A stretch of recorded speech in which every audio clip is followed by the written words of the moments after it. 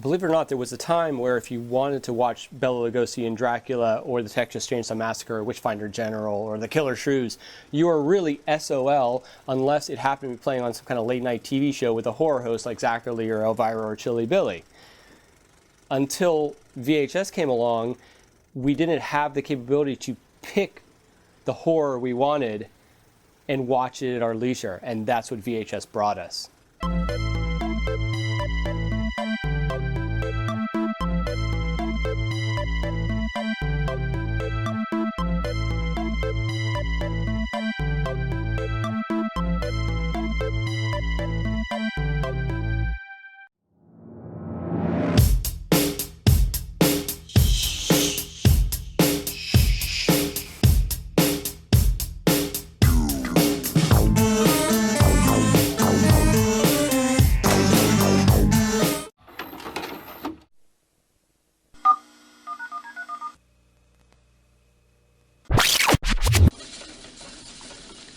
VHS was the most popular and successful home video format that launched the home video revolution in the 80s and pretty much dominated the field until it was replaced by DVD in the 90s.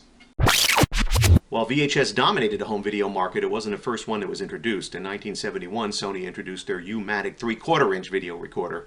Now, it had a lot of problems. It didn't really catch on. First of all, it was about twice the size of a microwave, which took up a lot of space in your living room. Secondly, the maximum capacity of the tape was only 30 minutes initially, and that was only enough for a sitcom, certainly not enough for a movie or a sporting event. Then in 1975, Sony introduced the Betamax recorder, which was much smaller and had a 1-hour capacity, which was not bad, but still not enough to tape a whole movie. In 1977, finally, the VHS player was introduced, and that had a 2-hour capacity at the fastest speed, which was the best quality, and a 6-hour capacity for the slowest speed, which was good for sporting events or something not that critical. In the US, the home video revolution was almost stopped in its tracks when Universal sued Betamax because people were taping his movies off the air. They were claiming copyright infringement. Fortunately, the court eventually ruled in favor of consumers, and you could do what you want in your own home as long as you weren't selling the copies you were making. The next major development in the home video revolution was in 1977 when a company called Magnetic Video offered feature films for sale on VHS. So now consumers could buy the whole feature film rather than tape it off the air, and that was better quality. VHS was a huge boom to indie filmmakers like me. For example, in the 80s, Vestron Video paid $150,000 to distribute my first feature film, Splatter University, on VHS. It only cost $25,000 to make, so it was windfall profit for my investors. So that's the story of VHS. Now would you like to come to my screening room and see this 35mm Technicolor print of Space Avenger? Greetings from Tromaville. I'm Lloyd Kaufman, president of Troma Entertainment and creator of the Toxic Avenger. And I've got some news for you. I can see into the future. There is a very new media, a new form of viewing cinematic art. It's called VHS. It's the coming thing. It's so much better than Blu-ray or streaming. You have probably never seen this, but it's going to be taking over the whole world. And what it does is VHS makes things look crackly and scratchy, and sometimes you can't hear it, and it fades rather quickly, and it's got such a beautiful patina. And what I like best is when it gets stuck in your cassette player and the tape starts coming out of it, and you want to blow your fucking brains out. It is such a wonderful medium. This is the future, ladies and gentlemen. Take it from old Uncle Lloyd. What would you call a video recorder that has everything? I call it smart. It's a Zenith VHS with extraordinary VHS hi-fi stereo. Smart. Plus a remote that can control both the deck and the TV. Controls both? That's smart. And clear special effects. Smart. One of the new smart decks, Zenith's VHS video recorders, when you want everything. I think VHS is having a resurgence now because there's a idea of nostalgia that's going around right now throughout all of filmmaking, especially the horror genre. And you'll see there's a lot of things coming back. Filmmakers like Ty West and Adam Wingard and Jason Eisner and a bunch of people are making these movies that which really started with Quentin Tarantino and Robert Rodriguez making Grindhouse, but a lot of these throwback nostalgic horror movies that are throwbacks to the Grindhouse era and the VHS era and the 80s is what's making a real resurgence in in film. And I think when that's coming up, the media as well follows. I have such memories of the videotape, the way you could press the side button and open up the flap and look at the actual tape in there with the reels. As I grew older, I started to practice how to open these things and repair them if they needed to. You know, how to get the tape cut and fixed together if maybe it was eaten in the VCR. Just the experience of video, the cassette, the way a cassette would smell when you opened a brand new purchased tape. It had this great smell, like a glue plastic smell, but you'd have it. Every collector knows it. I loved the slip boxes, the way they would slide out the bottom.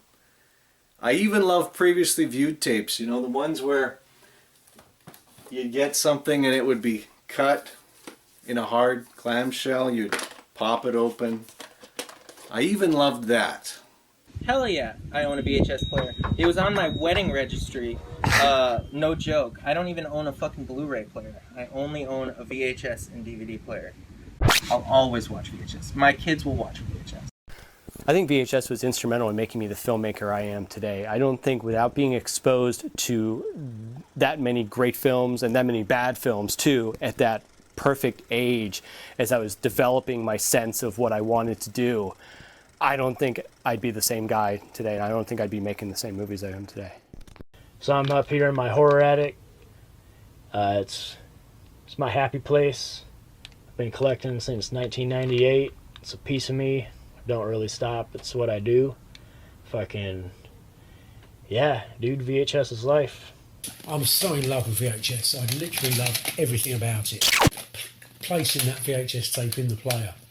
Bloody heaven, really is. You know, you're watching an old exploitation film from the 70s and 80s, and you've got these crackers. It's like being at a drive-in theatre. That's what it's like for me. You get that feeling as if you're there. It's just superb. So it's a very cool format. It's nostalgic to me, basically. When I see VHS, it does remind me of my childhood, and it also it brings a bit of passion to life that I had. I've always got passion for filmmaking, but looking at VHS always reminds me of that passion and what got me into film in the first place. Those memories are part of who I am today. My childhood was spent in large part watching movies on VHS. My earliest VHS memory is my uncle. He got a top-loaded JVC, and those things were enormous. It had almost piano-sized keys on it, and that sound it made when you fed a tape into it was like ka-chunk. It almost felt like a weapon. Just everything about this, the way the tape opens, the reels, it's impacted me. I remember VHS because it's relevant today. It lives inside me. The memories of watching the reels go through on my top loader VHS player. The sound it would make when it would rewind. The tracking issues as it played back, and sometimes you'd have to work that tracking button and just get it in the right spot. When you pause, how you'd see distortion. These were beautiful things. This is the way video was watched when I was young and growing up, and it's impacted me greatly. VHS was a game changer. You know, you had the smaller companies in the early 80s putting together these Italian films and all this for next to no money, and they were actually on the shelves competing with the big boys, you know, which was absolutely amazing. They're next to these people competing for your attention, you know, and you know, a lot of people cashed in on that.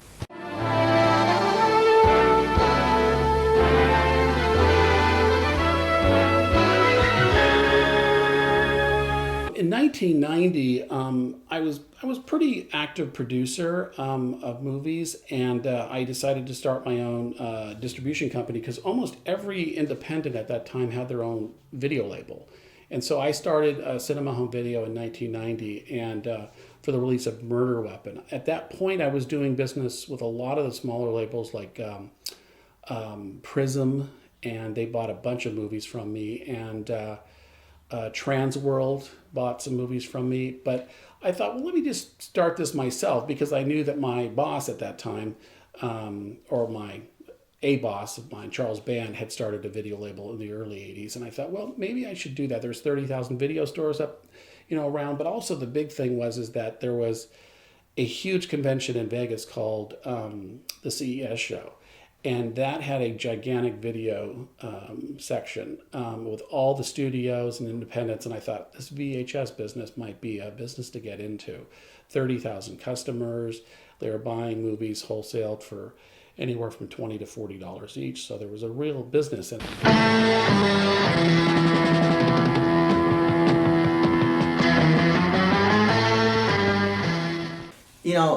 Getting distribution on the movies that we made that did come out on VHS before DVD and VOD, it was an up and down. It was an up and down experience. We had licensed some movies that were supposed to come out and never did. We licensed movies that came out and we never got paid for them. We licensed movies and did okay. We released a couple ourselves and did very well. So we ran the gamut from Splatter Farm to Feeders, Terror House, House that Screamed 1 and 2, Saurians. There may be a few more in between. And it was an interesting ride because the market was changing and we kind of got in at the middle, not the early part. We'd have done better financially, maybe not artistically, but financially. But it was fun. You were mavericks, you were pioneers, and you were competing with every movie, not just low budget, but every movie. And your stuff was on a shelf right next to a $4 million movie. So that was kind of cool to see. It was kind of cool to experience. And despite the hardships, I wouldn't have it any other way. I'd do it all over again. It was just such a neat place in time. And I was shot on video filmmakers and filmmakers in general that are a part of history. We all participated in a part of history.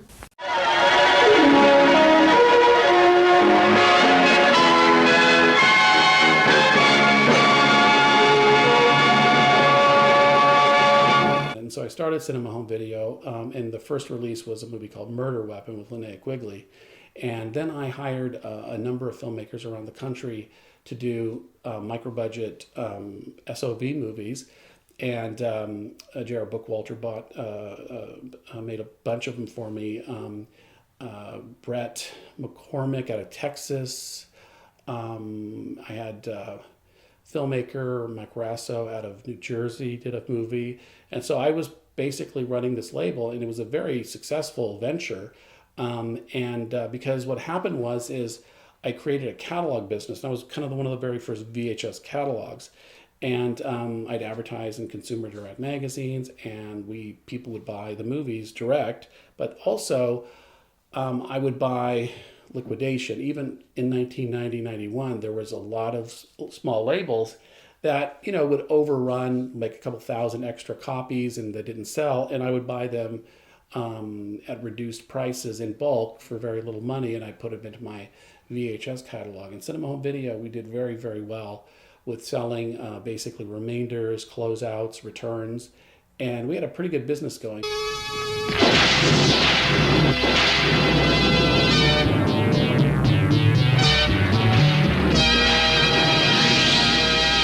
I got to actually end up working for some distributors. I worked for Even Steven, who distributed Satan's Storybook and some other genre titles that are actually very collectible now.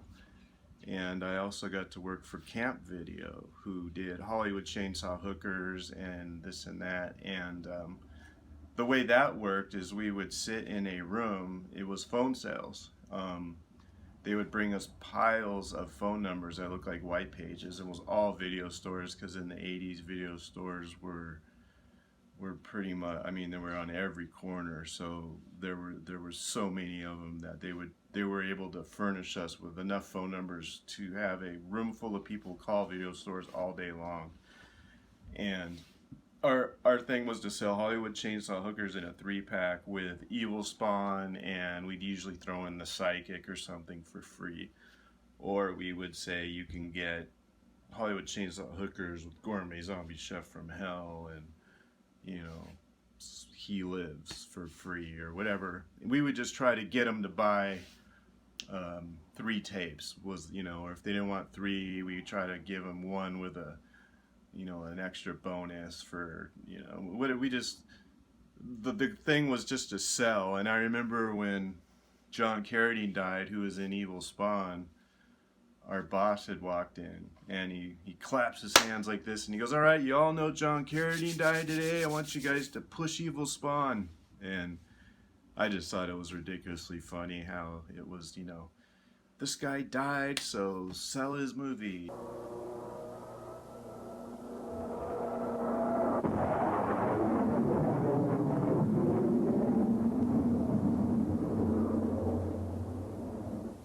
I remember, as a matter of fact, way back in the 80s, we were being distributed by UFA, and we sent a beautiful VHS of Bloodsucking Freaks to UFA's representative in Germany, and the nice people at Customs intercepted it and looked at Bloodsucking Freaks and promptly arrested the gentleman who worked for UFA and put a warrant out for Mr. Michael Herz and me, Lloyd Kaufman, president of Troma and creator of the Toxic Avenger.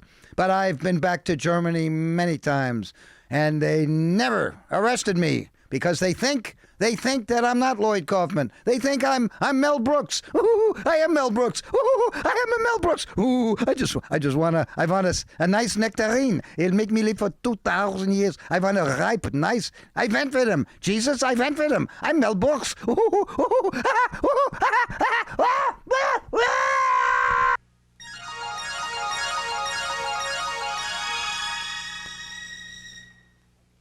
I have a really great memory about the VHS business because like I said, I worked for a lot of different companies and they would all have their duplication facilities. And so you would bring your 3/4 inch or your 1 inch master and they would, you know, put it up on their machine and they would have 100 or 200 slave units, which is a politically incorrect term now when you think about it. But, and you would make those VHSs real time. What was different with the DVD is those are pressed like an album. And so you could manufacture them faster, they're lighter, they're easier to ship. And VHS was a little clunky, but I remember those old machines, the VHS machines. And I remember when you'd release a movie, you know, or when a store would buy a movie, they'd always buy one of each, a VHS and a Betamax. And then finally, eventually, VHS sort of won out. And I'm not sure why. It might have been that you could actually change the speed on a VHS and put 6 hours on it, and you couldn't do that with a Betamax, even though Betamax was a better quality. I think that's why VHS sort of took over the business and Betamax was finished. My first VHS memory would probably be my parents bought a top-loading VCR, and that thing was like really noisy and it made a lot of noise and stuff like that. So it's like, when I did sneak and find a porn tape, you know, and I was still at my parents' house, you had to be really, really quiet. And you're just so afraid somebody's going to wake up and hear that thing open and close. The earliest memories I remember of VHS, so I remember having like, one of my dad's friends worked in a video rental store. So I used to copy tapes, you know, you would tape, you know, from VCR to VCR, you would copy a movie to a tape. And you used to be able to there was like ways you could kind of do it. Like certain tapes, I remember had copy protection, stuff like that. But he used to like copy things. So I remember one of the earliest VHSs I ever had, or like the earliest memory of VHSs, was having copies of a copy of Pee-wee's Big Adventure and a copy of like Mac and Me and a couple things like that, especially Pee-wee's Big Adventure. I remember I wore that tape out. That was one of the earliest tapes I remember having. Of course, though, then I went and actually got a real copy.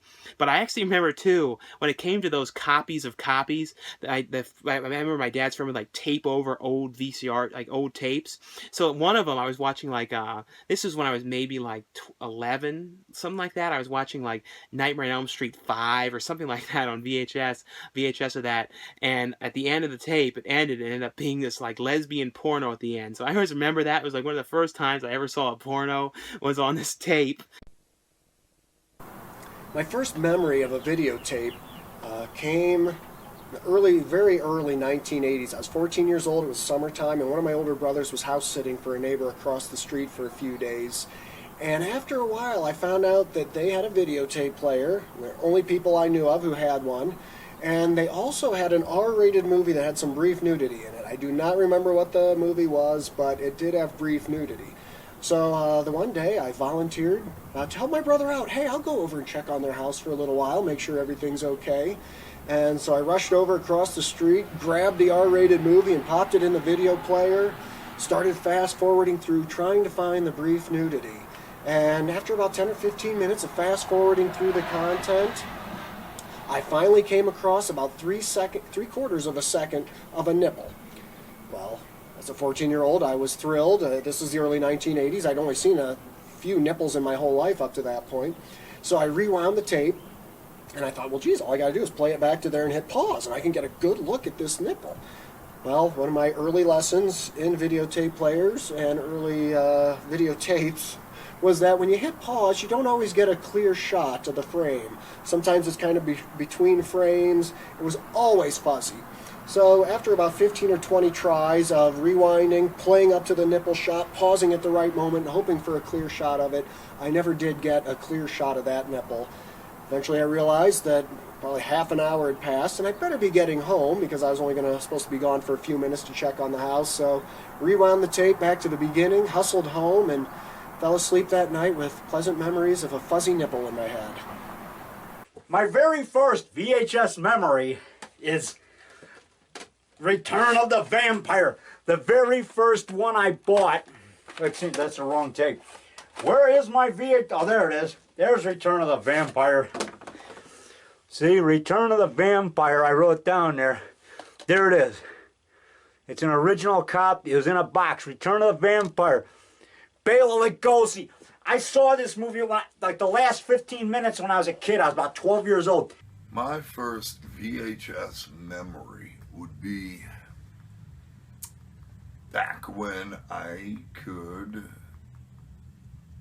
or did or happened to end up in an apartment in Texas where I guess I moved to Texas in 1987 and probably got my first VCR in 1988, and really it came through tape trading. It came through friends that were big into horror, just like myself, and it really was an eye-opener because I had seen so many horror films at the theater themselves, you know, like right when they came out, that to me it was like this brand new world. I was like, I didn't know much about VHS or anything like that because I was broke. I was living in a practice room and sofa to sofa for so many years. It was my connections of friends, network of friends that I met in Texas that would give me these copies with like 3 different horror flicks on them, and like case in point, let me dust this sucker off, like Whatever Happened to Aunt Alice, The Dark Secret of Harvest Home, and Ghost House, all 3 movies on this. You know, it was little things like that, you know, that would come my way, and then eventually, you know, through saving money and whatnot from gigging with Pantera, I eventually went out and I bought my own VHS at like flea markets and stuff like that. And case in point, if I'm not wrong, and by the way, this is just a little tiny section of my VHS collection. Return of the Aliens, The Deadly Spawn. It's a bullshit label, but that's a box copy. It's a real copy inside. And if you want me to show it to you, I will. Very rare movie. Not many people know about it. But there you can see. It's the real deal. It's a real loser trying to remember how to use these things, isn't it? When you're trying to record something, you always find yourself looking for the instructions again. I was like 3 or 4 years old, and my parents had like a VHS collection, and one of the things that they had was Hellraiser. and they had Hellraiser on VHS. And I remember the cover art like it was yesterday. It has Pinhead on the cover, and he's holding the box like this. And then on the flip side, there's like a picture of like a guy who's been like skinned alive. And I used to look at that every single day. And I'd go into like open up the drawer and look at it, and I'd ask my parents if I could watch it over and over again until eventually my dad got so sick of me asking that he let me watch it. So I watched it at like 4 years old, and I think it's been a love affair with horror ever since. I remember watching a double feature of Nightmare on Elm Street 2 and 3 when the third one just came out. And I remember the part where the dude gets his wrist slit and Freddy uses him as a puppet. I remember seeing that and throwing up. It was a little too much for a kid to see that age, I think.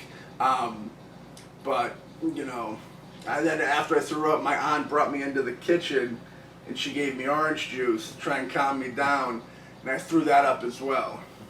And I'm not ashamed in saying that, because Eli Roth threw up watching Alien, and I feel the vein scene in Nightmare 3 is to this day still pretty fucked up and like gruesome to watch.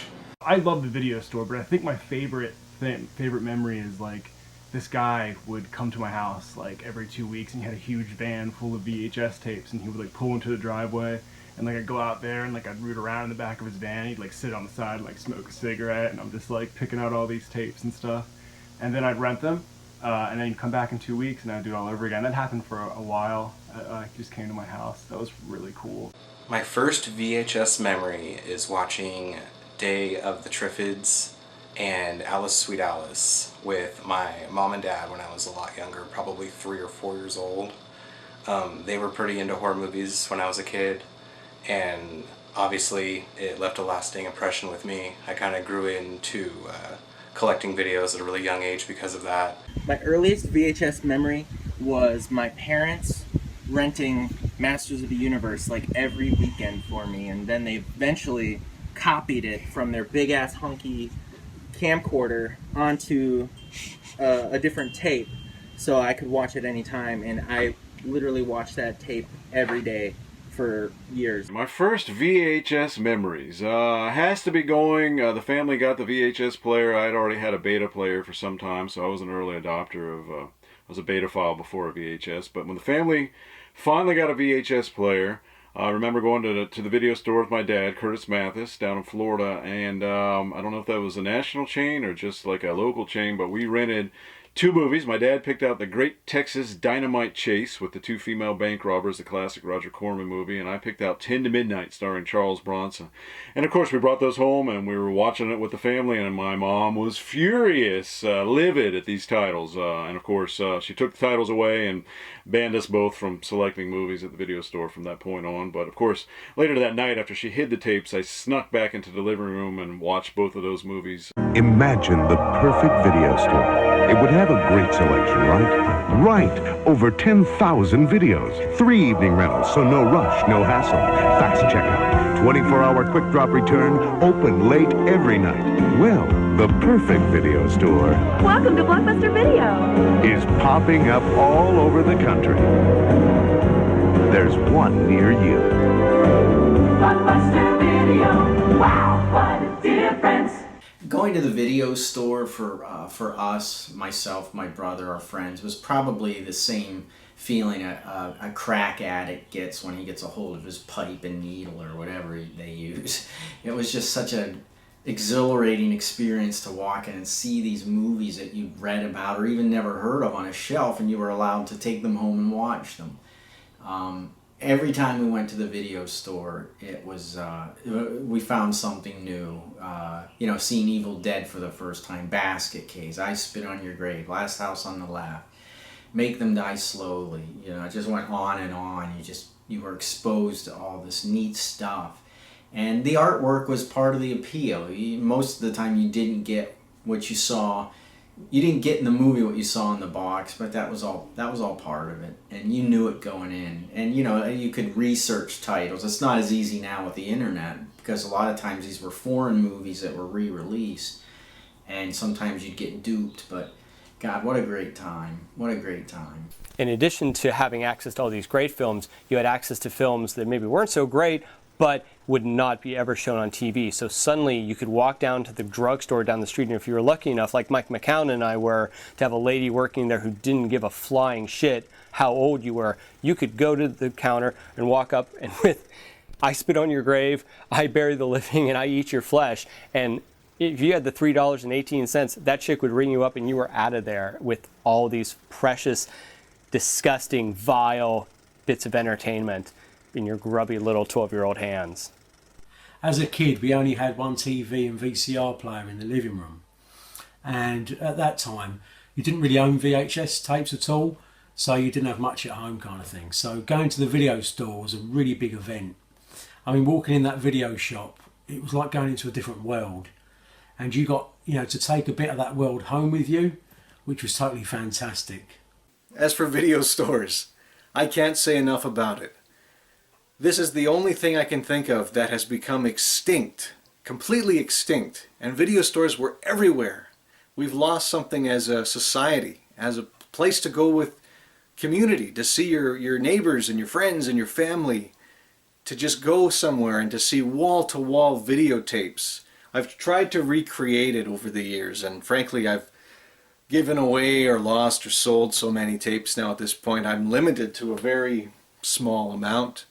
Quality gems, but still a small amount. But just to go somewhere and to see brand new images on every box, even movies, you go there and you never know what you're going to find. You may go to the horror section and spend the whole time there from A to Z and just search and just find something you'd never heard about.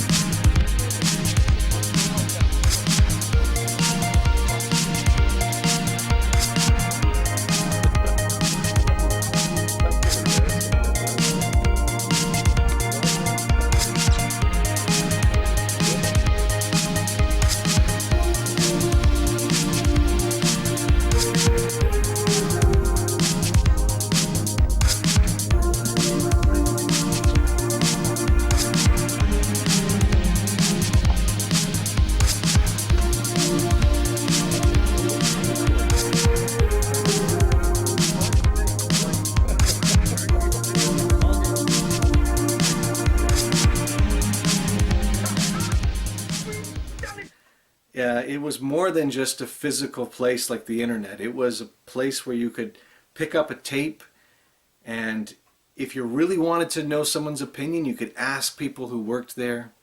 You could rent it, tell other people, your friends, what you thought. But you had this physical item that held something inside. You didn't know what it was, but looking at the box you could see, and it was gorgeous. One of my earliest memories of video stores comes from boarding house, and just looking at this cover and saying, Paragon, I've recognized other movies with the Paragon label. And their opening is beautiful, that music, the stars and the ta ta ta ta, poof, it just was wonderful. It made you feel alive. You knew you were watching something with a fan's heart involved. Even if they were pirates, who knows? But the point is, you knew you were watching something special with Paragon.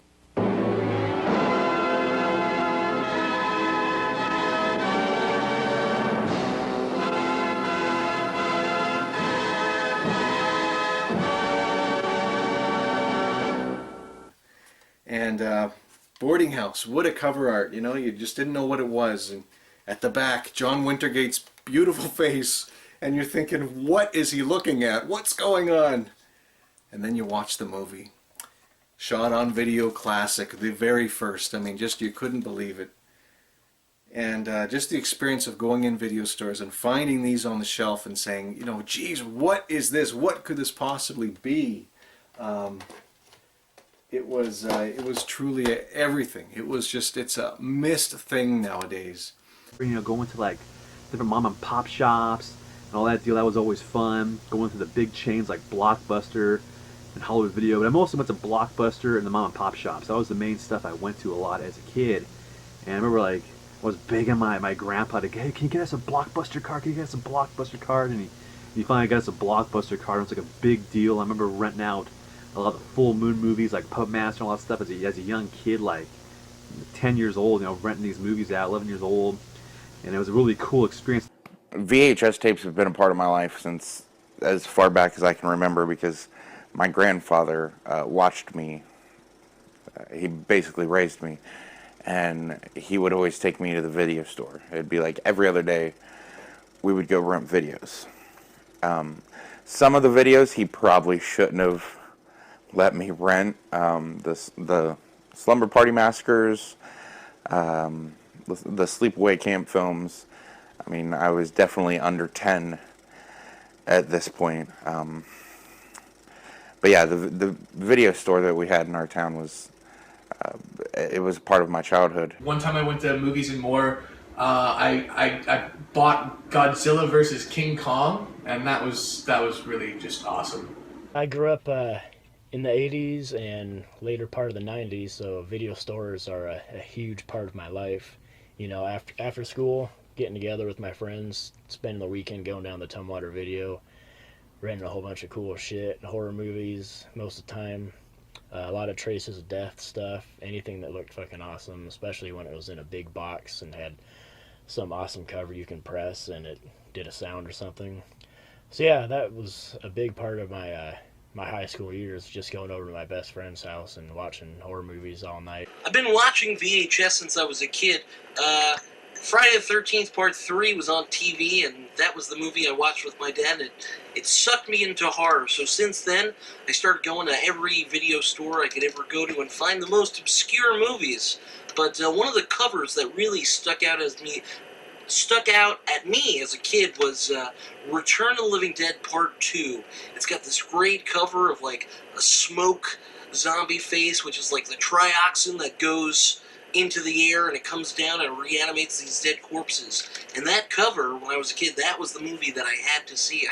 Was like, hey, Mom and Dad, can I rent this movie? And they were totally into horror, so they were like, yeah, we'll watch it with you. And just that memory of watching that VHS tape with my parents. For me, best memories of VHS tape is the video shop. I had one at the end of my road, and it's just a corner shop, and you can go down there. A lot of corner shops back in the day, in the 80s, you know, they all jumped on this thing of being able to rent out videos themselves. So most newsagents, even shops, whatever like that, would have VHS rentals, and this shop at the end of my road had VHS tapes, and I could go down there, and this was probably about 87, and I was getting out The Running Man and all the Schwarzenegger films, then other stuff a bit more full on, RoboCop, things like this, and they're all 18, and my parents wouldn't care, and the person behind the desk wouldn't care who sold it to us or rented it to us, wouldn't care at all about the movie. They're just like, there you go, you can have it. Welcome to Blockbuster Video. Blockbuster Video gives you over 10,000 videos to choose from in over 30 different categories. Well, for me, it's like I love the mom and pop video stores, and it's like that's something I think we miss today. You know, it's like Blockbuster came, and now Blockbuster's even gone. But those mom and pop video stores, it's like they had the huge horror section. And when I was a kid, I'd go and just rent anything I could get my hands on. The cooler the cover, the cooler the thing. It's like, I dare say if it wasn't for that, I would have never even got into that. It's like, because of those mom and pop video stores, that, you know, gave me the interest in movies and stuff like that. So that's what I miss the most, of those mom and pop video stores being around. I wanted to be involved in the industry at some level, so I started working in video stores, and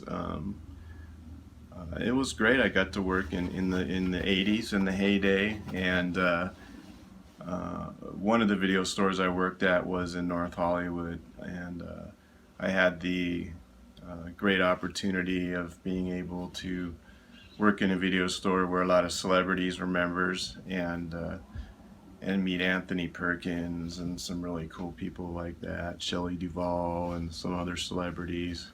A lot of memories from video stores growing up. A lot of them too from when they were closing in like the early 2000s. I got a lot of my VHS collection that way, you know, because a lot of places were just selling them off really cheap. I do remember when I was a lot younger, and Children of the Corn 2 just came out. No, yeah, it was Children of the Corn 2 or 3, and they had like it was like a blimp that was a promotional item. It was a ear of corn, I remember, from the video store. They had hanging from the ceiling that was promoting the movie. And I've always been trying to obtain that myself. That was something that's always kind of stuck with me. I also have memories of a place called Entertainment Plus that had a horror section that was just Stephen King movies, and they called it King's Corner. And it was just all the movies he had done at that point on VHS. And that was also the same place where I rented the first Shlockumentaries I ever watched, which were Faces of Death 3 and The Amazing Shocking Asia, which still is the most disgusting thing I've ever watched and definitely scarred me. I actually was able to rent them because my mom at the time put a strict no R ratings movies that I could rent. And so I got around it by renting movies that were not rated. And obviously those types of movies that aren't rated are far worse than what you find in R-rated movies. So at a very young age I was watching some pretty crazy stuff.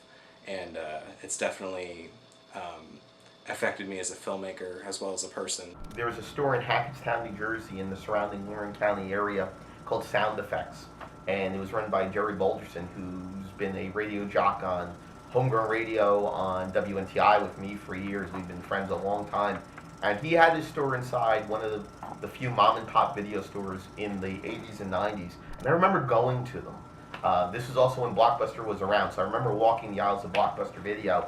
But going into the mom and pop stores, the Sound Effects, and actually going ahead and remembering that it wasn't like Blockbuster Video. They had the cordon off of the black curtain, the porn section, and even some of the horror stuff, more of the cult stuff, more of the forbidden stuff in the back room. And I would go into some of these video stores in the state of New Jersey, and I would just be enthralled by the cover boxes, picking up certain ones, Maniac, April Fool's Day, Happy Birthday to Me, ones like that, Scanners, the aspect of a lot of these films over the 80s and 90s, and even more. And this, I remember certain things about these video trips, these video store trips. Blockbuster Video, really for me, was that big one for me, because when I worked at Blockbuster Video for about 3 years in the Hackettstown store, Hackettstown, New Jersey, I remember going around and looking at all the cover boxes, and not just horror, all the genres they had there, new releases on the walls, and staff picks and stuff like that. And as I was cleaning and straightening and putting away the VHS and then later on DVDs, I would look at the cover boxes, and I remember how enthralled I was with the art of them, how it would sell you. One of my favorites is the Manson family documentary that's really hard to find. It comes in a big box, Continental Video. I used to rent the same exact copy from Candy Video, but right now it's up in a box. But yeah, I love Continental's boxes, but these are not good quality transfers at all. Still, I love the look.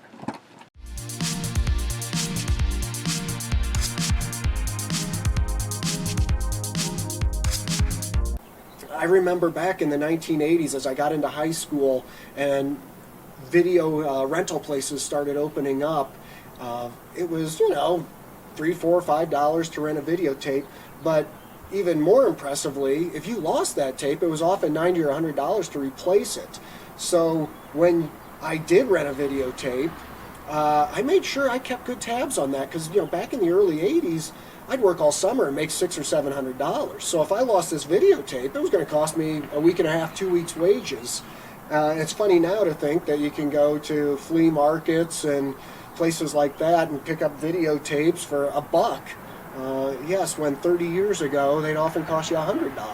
Standout memories from a video store. My favorite standout memories from video stores were always when they were closing down. Those are my favorite ones, and for some reason I'd catch them. I'd catch them in the act of, we're clearing out, and I would clear in and clear out what was left of their horror section. So yes, there you go.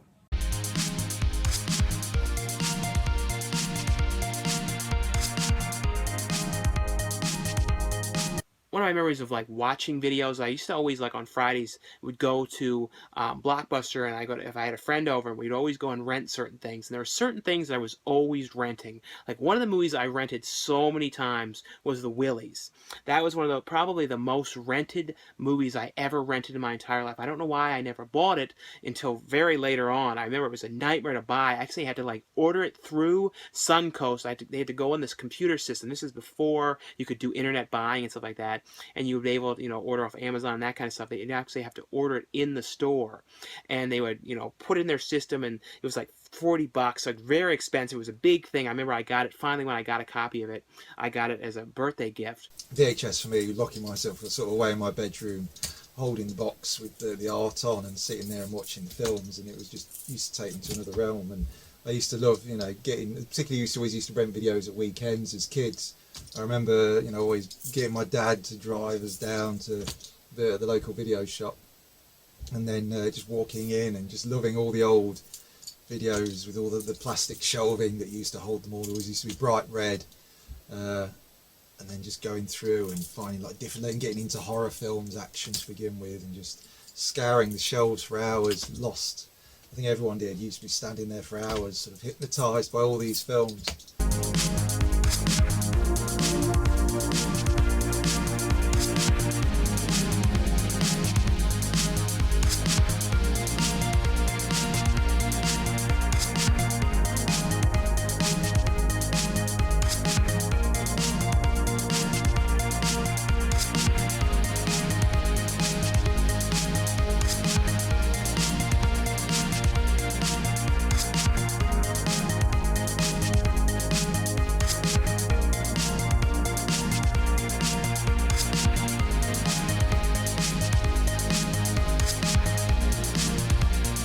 It was so revolutionary, the whole concept of actually watching whatever you wanted for a small fee, within limits, because we were just kids back then. Just walking into a store was such a video store was such an exciting thing. I mean, it was such an assault on the sense that, when it comes to horror movies and genre movies, the artwork, they really went all out, because that's pretty much all the advertising they had. Television here in Sweden rarely mentioned it, and if they did, it was definitely in a negative light.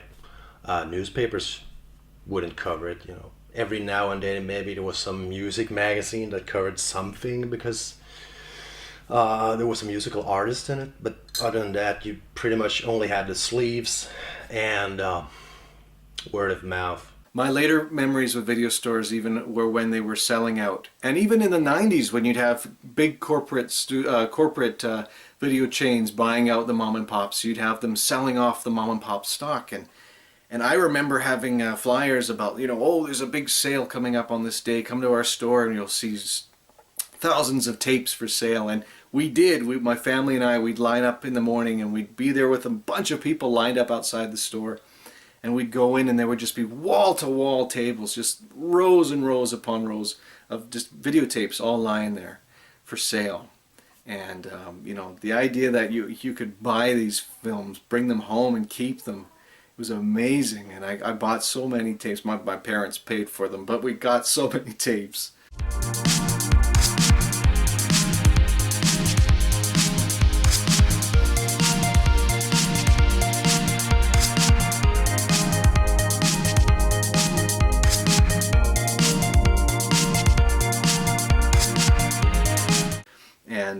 And one of them I still have, which was I could never part with it,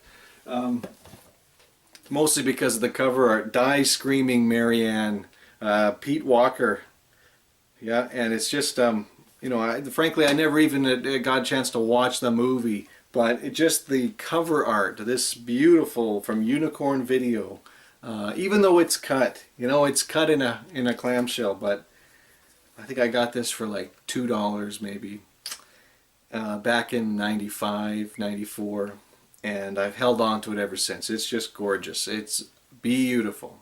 Never part with it. Never part with this.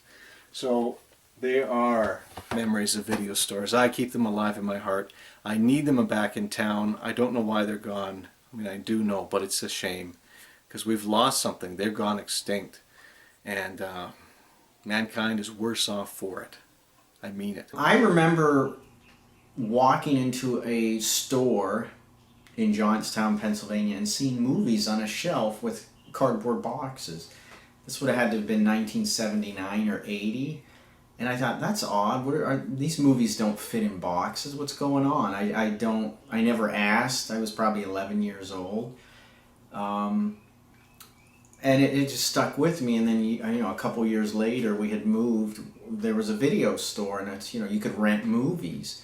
And the first movie we ever rented was Splatter University.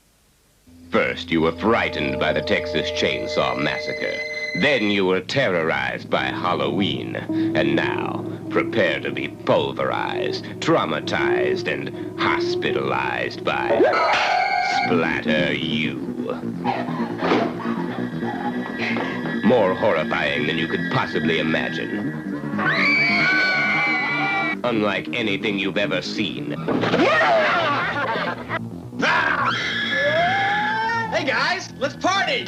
Splatter University, where the school colors are blood red, and not only classes are cut.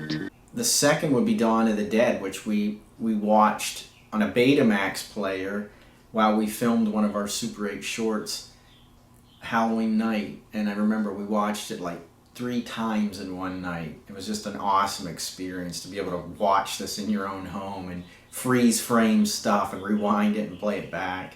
It was just cool. It was such a neat new thing, and who knew how big it would get.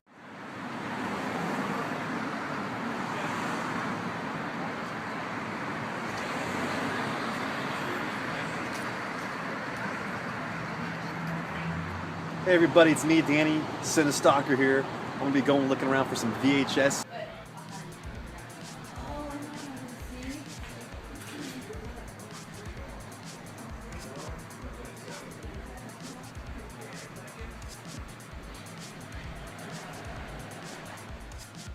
Hey, what's up everybody? I'm by the horror section here. Check out this stuff. It's amazing. Man, look at this stuff. Look at that. Just unbelievable. You don't see this stuff anywhere. Like, look at this, like this the old Day of the Animals media. Look at that thing. Killer, man. Check out this, look at this. Got the old Evil Speak on a VHS. Look at that thing. It looks like brand new. Check that out. Oh damn, here we go. Big wizard box here of Zombie Lake. Pretty crappy movie, but that box art is worth the price of admission. This is the original Wizard video. Ain't that fake crap they're doing right now with Full Moon? This is the the reproduction stuff. That's the original. It's like 30 years old or something. So still pick up VHS when you can, because some of this stuff it'll never be on DVD or Blu-ray. Check out this. Oh, it's an old tourist trap media one. Pretty weird movie. It's kind of cheeseball, but I like it. What else they got? This is a cool one right here. It's just old shot on video. Truth or Dare. That's a cool cover. I guess those shot on video ones they did back in the 80s. This is a pretty good one right here. One with like Cannibal Camp Out. Check this out. Look at this. Check out all these something weird videos. I mean, that's insane. Look at that. That's just so impressive right there. Look at that. Ooh, man, look at these things. Like it was Violated Paradise. I don't know what the hell this is. I don't know. Some weird thing. These things. Check out the cardboard standees. Look at that. Ooh, bam. Dolph Lundgren. Red Scorpion. I mean, that's insane. Look at that. Oh, shit. Judge Dredd. Best of the Best 3. Prius Story. I remember that movie back in the day. Hey, look at this. Van Damme right there. He looks like he's beating up an alligator. The first VHS tape I bought was the Road Warrior and the clamshell pack, because I've just been such a fan of that movie, and I saved my money. Back when you're young, you don't have any money, so I saved my money and bought that. And I want to say it was pretty pricey when I bought it too. First VHS tape I bought probably was Night of the Living Dead.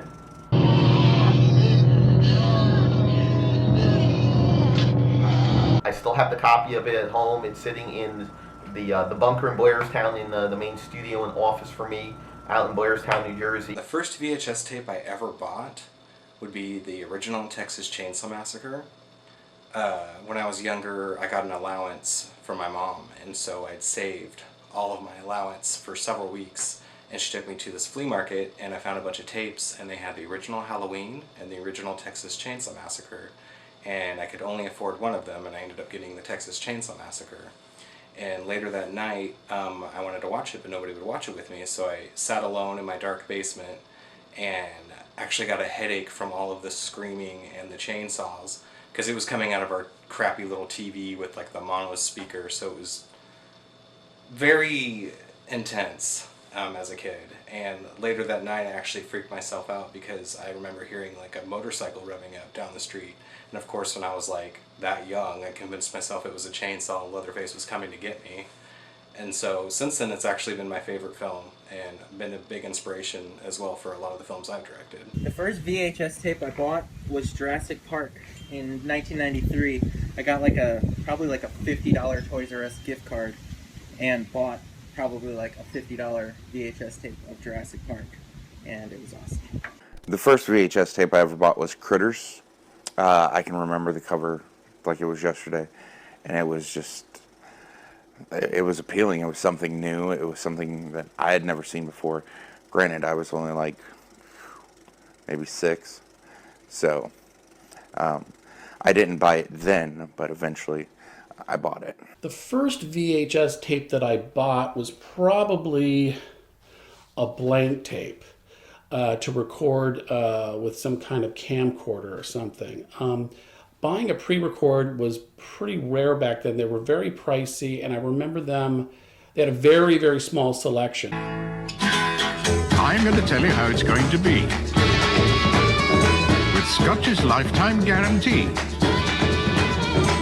Take what you want both night and day. Then re-record, not fade away. Re-record, not fade away. Re-record, not fade away. Every recording as good as the first, or we'll give you a new tape. You can watch Scotch forever. Re-record, not fade away.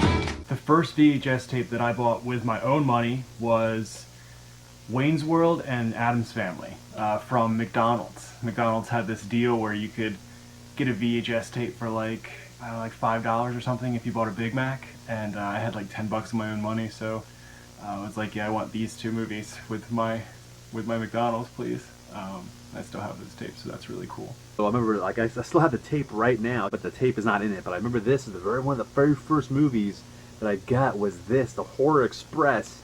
As a kid, I remember, like, Grandpa, you bought this up, Telly Savalas. It's kind of a weird movie by Good Times. And it's funny, the tape is not in it anymore. It's like some other tape in this thing. What's in this, actually? Gleeman the Cube is in this thing. I gotta love about the VHS. You guys, look at that. Recorded VHS right there of Gleeman the Cube. I remember watching this as a weird movie with the guy, and his eyes turn white and stuff. But yeah, I remember that was one of my earliest movies I remember them buying was The Horror Express. It's a no. It's a no. It's a no. We bought 2. My brother and I bought 2. We were at an Ames department store, and they had this bin of movies with white cardboard sleeves and black type and a lousy picture. I think it was Video Treasures early releases. They had Godzilla vs. Megalon and Night of the Living Dead for $5 a piece. They're coming to get you, Barbara. And the prints were terrible. The box art stunk. But you know what? You own the movie.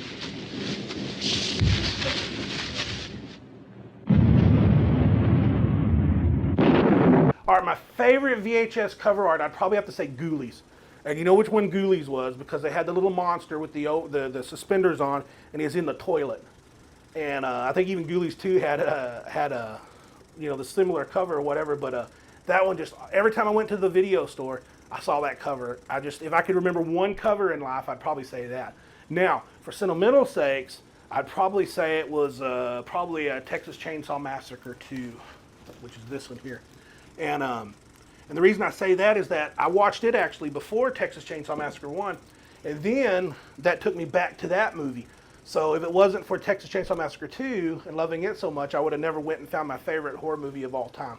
So But the actual cover to Chainsaw 2 was actually the Breakfast Club ripoff pose, if I remember correctly. That's just a classic cover too. What used to stick out in my mind was the VHS cover art, and it was Clute, The Graduate, and Nightmare on Elm Street. I lived in Port Washington, and we lived right off of Elm Street, and my mother's name is Nancy. Favorite VHS cover art, this might be lame or whatever, but as a young boy, I was always fascinated by the first Halloween because of its soundtrack and then The Shape. Michael Myers, The Shape, The Mask. So I'm going to go with Halloween 1. The night he came home, glowing orange, butcher knife wielding. Yeah. As a kid, my favorite VHS cover art would have been I Spit on Your Grave. And that was mainly because that was the one title that I was not allowed to rent from our local video store. And eventually I rented it. It changed my perspective on some things. But nonetheless, still a sweet-ass title. So poster work I do, VHS cover art's been a massive influence on art, films, and my whole interpretation of films. So VHS cover art was really important to me. One of my all-time favourite ones was Return of the Living Dead, which was by Graham Humphreys, who also did Evil Dead and Friday the 13th in the UK. The Stuff, many others. I absolutely love this. It was just, I saw it. It's one of the ex-rentals I bought, and I didn't know about the film originally, and then I saw this, and I was just captivated. It was just, I love the chunky brush strokes and all the punk characters and the zombie reaching out to you. And it really does captivate the film. I love the artwork carries around to the back, and the tombstone becomes the screenshots, and you get all these pretty. And I actually tried to replicate this for my GCSE, my final art exam at school, the zombies and stuff, because I just loved it. And the art teacher failed me on it big time, because he was a git really. But this was one of my favourite ones. When with the BBFC in the UK, they made so many cuts that they ruined a lot of films. So Toxic Avenger was one that they cut to hell. So they did this really lovely embossed plastic case to sell the film, because the film was just cut to shreds, unfortunately. But that's a great cover. And then you get stuff with these are really rare. There was a whole collection of these, which are coffin boxes. They did this. Visiting Hours was one. They did Friday, Nightmare on Elm Street, and I can't remember what the other one is. They did a whole set of these. These are quite rare and collectible pieces now by Fox. So that's a good box. And then also love things that they've done. Who's this? IVS and Brave World did a series of lenticular videos that I got, which are brilliant. So that's the lamp one. I don't know if you can see that. And they also did The Uninvited, which is fantastic. Which is the boat that becomes, it's a cat, or is it a boat that becomes a skull? Something. Lucio Fulci's 1981 Video Nasty, House by the Cemetery. Great artwork, even though it really doesn't have that much to do with the movie, because there's definitely no switchblade wielding maniac in it. And I like it so much so that I actually made a tribute to it on Videogram's first album on Cineploid. That's actually called Preserved. The 80s was the golden age of VHS. They were putting in a supreme amount of effort to get these really wicked designs out there, even for sometimes not so wicked films. So it's purely an aesthetic, purely a thing, a collection that you can show off. That look, see what's on my shelf. It's the so and so release with the 3D cover. A lot of it is just purely aesthetic reasons why VHS is so popular. It's the covers. It's the people that like the obscure films that they can't find elsewhere, and at the end of the day, it's also the nostalgia as well. It's people miss their childhood and they want to relive it, and what better way to do it through some delightfully retro technology, and it's the same thing with gaming consoles and what as well, and people that collect movie posters. It's whatever they grew up with as a kid. My favorite VHS cover art of all time has to be Food of the Gods, and it's just a copy of the poster, but I just love that image of the rat in the tree in the sunset and the girl in the nightgown draped over the branch. It's classic. My second favorite would have to be Blood Beach, which is, I'd love to shake the hand of the person that came up with that ad campaign. It's just great with a girl getting sucked into the sand, and movie stinks, but man, what a poster. Texas Chainsaw Massacre, it had such a cool cover, and it was always a beat-up cover. It was like everybody was trying to get that title. It was always like you'd go up to rent it, you bring the box up, and it was always all damaged, like it had been rented 2 billion times. Spit on Your Grave, great cover, with the girl with the knife from behind, which has been emulated and copied many times, but renting that on VHS was just an incredible experience. Strip to Kill has always been my favorite. Right here.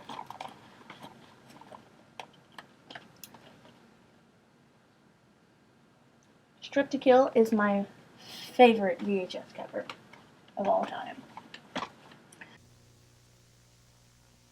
One of my favorite tapes, though, probably would be the Toxic Avenger. I remember when I saved up enough money to buy that, I probably rented it 100 times, and I always wanted to show somebody, and I didn't have it at the house, and so I finally went and found one and got it myself so I could show.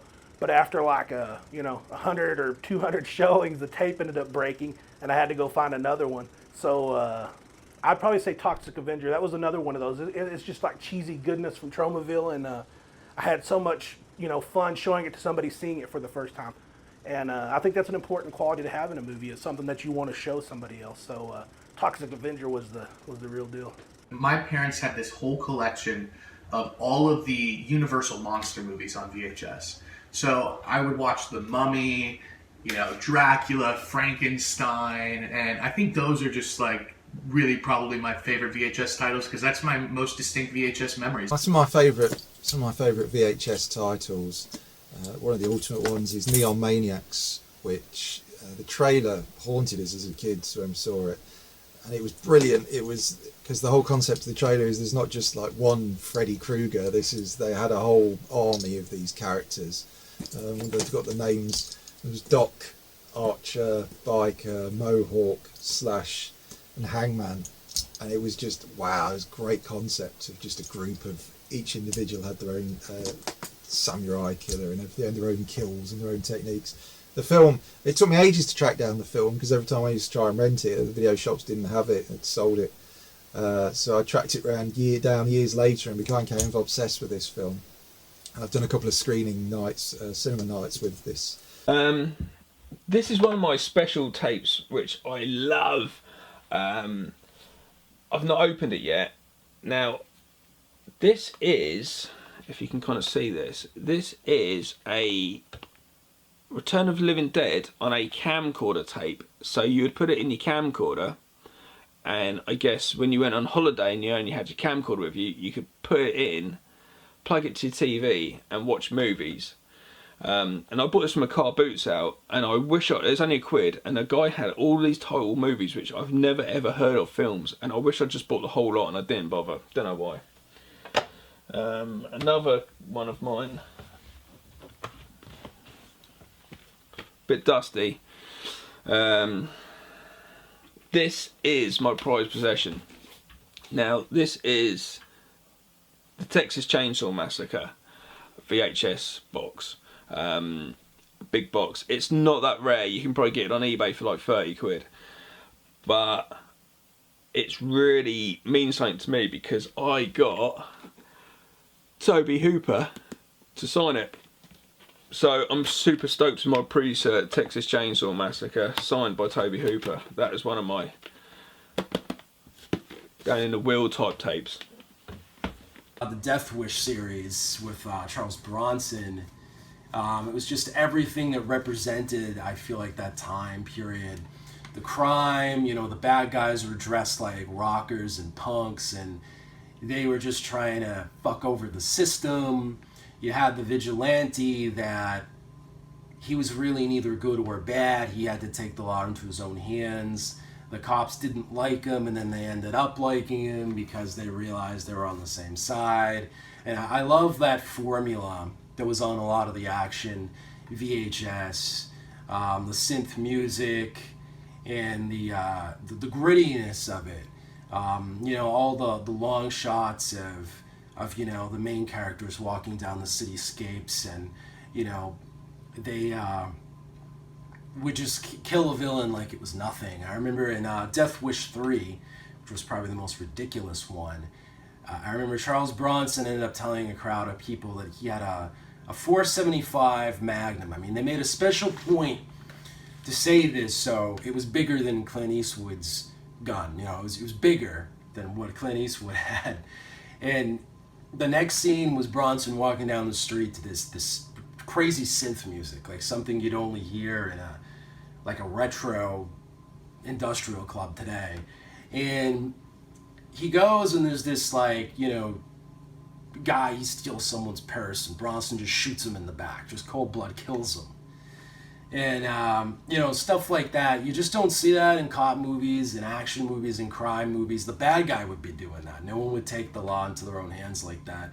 I love the grittiness of those early action movies. I think those influenced me a lot as a filmmaker. My favorite VHS titles would probably be like Evil Dead, maybe Death Wish 3, and Angel.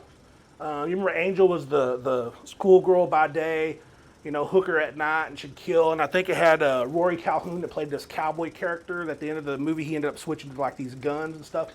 That had a big impact on me, as well as the Death Wish 3, because it probably had the coolest line of all movies ever, where he said, the guy was carrying the boombox on his shoulder, and Charles Bronson goes, "You believe in Jesus?" And the guy goes, "Yeah." And he goes, "Good, because you're going to meet him," and then bang.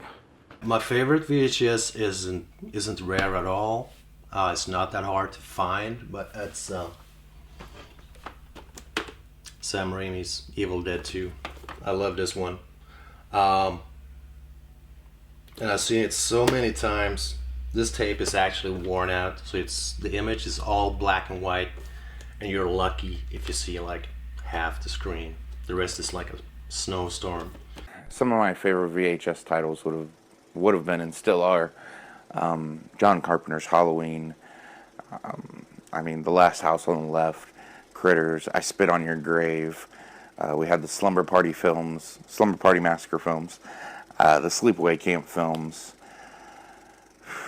The Howling films were really big on VHS back when I was a kid as well. So, my favourite video ever, Violent Shit 2, the English UK, the English subtitled version of Violent Shit 2, which I said I got this for less than £4. It's worth more than that, I'm sure.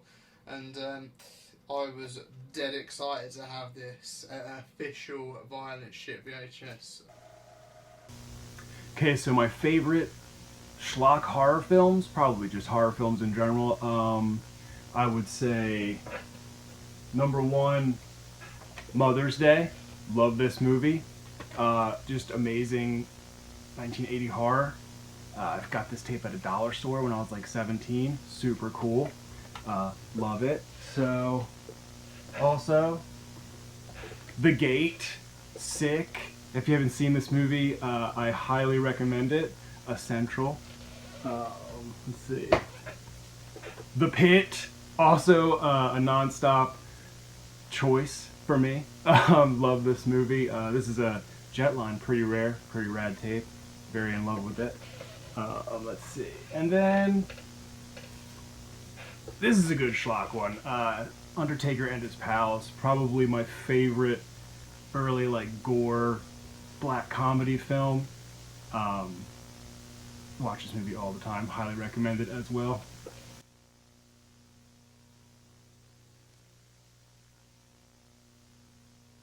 My VHS collection is pretty big.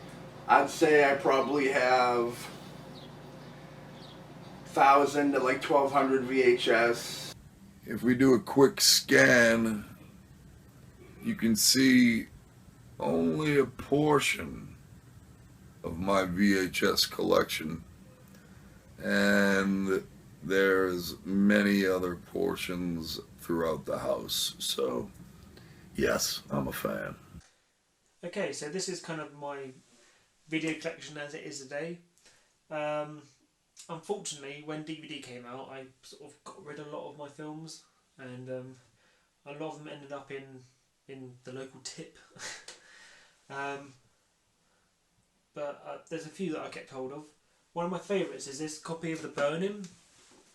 I got this in a charity shop in Ringwood. I paid 50p for this. Not only is it a pre-certificate copy of the film, it's actually got the original case. So if you open it up, you've got the original Fawn EMI logo in there. But if you look at the tape itself, it hasn't got a date stamp on. Now, if you know anything about this film, when the film was first released by Fawn EMI in the pre-certificate days, they had the cinema cut version which they could release, but they ended up releasing the uncut version by mistake. And once the DPP heard about this, they demanded they record these uncut versions of the film, and they had to reissue the whole film again and in the cut form. But the way you can tell the original uncut version from the cut version is the fact the cut version has a date stamp on the tape, and the uncut version hasn't got the date stamp on. And this version, which I picked up for 50p in a charity shop in Ringwood, doesn't have the date stamp on, so this means this is the more valuable uncut version. So that was quite a find. And then after I got that, I was in Poole and I managed to find a copy of Dead and Buried, once again in a pre-certificate uncut version with no certificate on there. And so when I had those two films, I decided I was going to try and collect all 39 of the original video nasties. Well, let me show you right now some of my favorite VHS I have in my collection. Some of my VHS, I have like a whole bunch of stuff, all like 2 deep or 3 deep back here, full of VHSs. I have a whole bunch of goodies up in here, a bunch of good stuff. Like these are like 2 deep. I think it was some of my favorite VHSs I have, and I remember this. We'll start off with this one right here. This Dick Smith Monster Makeup Instructional videotape. This thing is really cool because it opens up and you get this little booklet in here. Check that out. How cool is that? How to do makeup and that kind of deal. I've never seen this before ever anywhere else. And I bought this and I was like 11 years old at a Sears outlet center, and I still have it after all these years. This thing is one of my favorites in my collection. It's definitely this. I love the way that looks.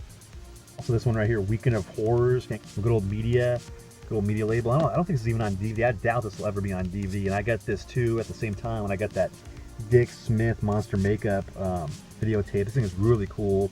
I think they only did one of these too. I wish they would have more volumes of every year of this back in the day. That would have been so awesome. This film in 1986, and what's cool, you get the cool interviews with like Wes Craven on here, and all these people like Rick Baker, Robert Englund, and all that stuff back in the day.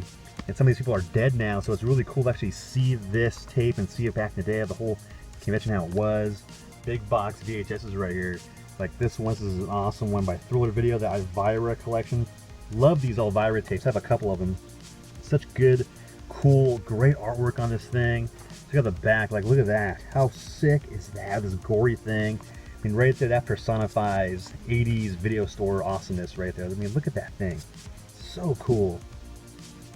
And probably one of my favorite VHS covers is all the ones I have might be this one right here, Werewolves on Wheels by Unicorn Video. This one right here is particularly very rare. Goes for a lot of money out there. Like I got the little sticker on it on the side. And open it up.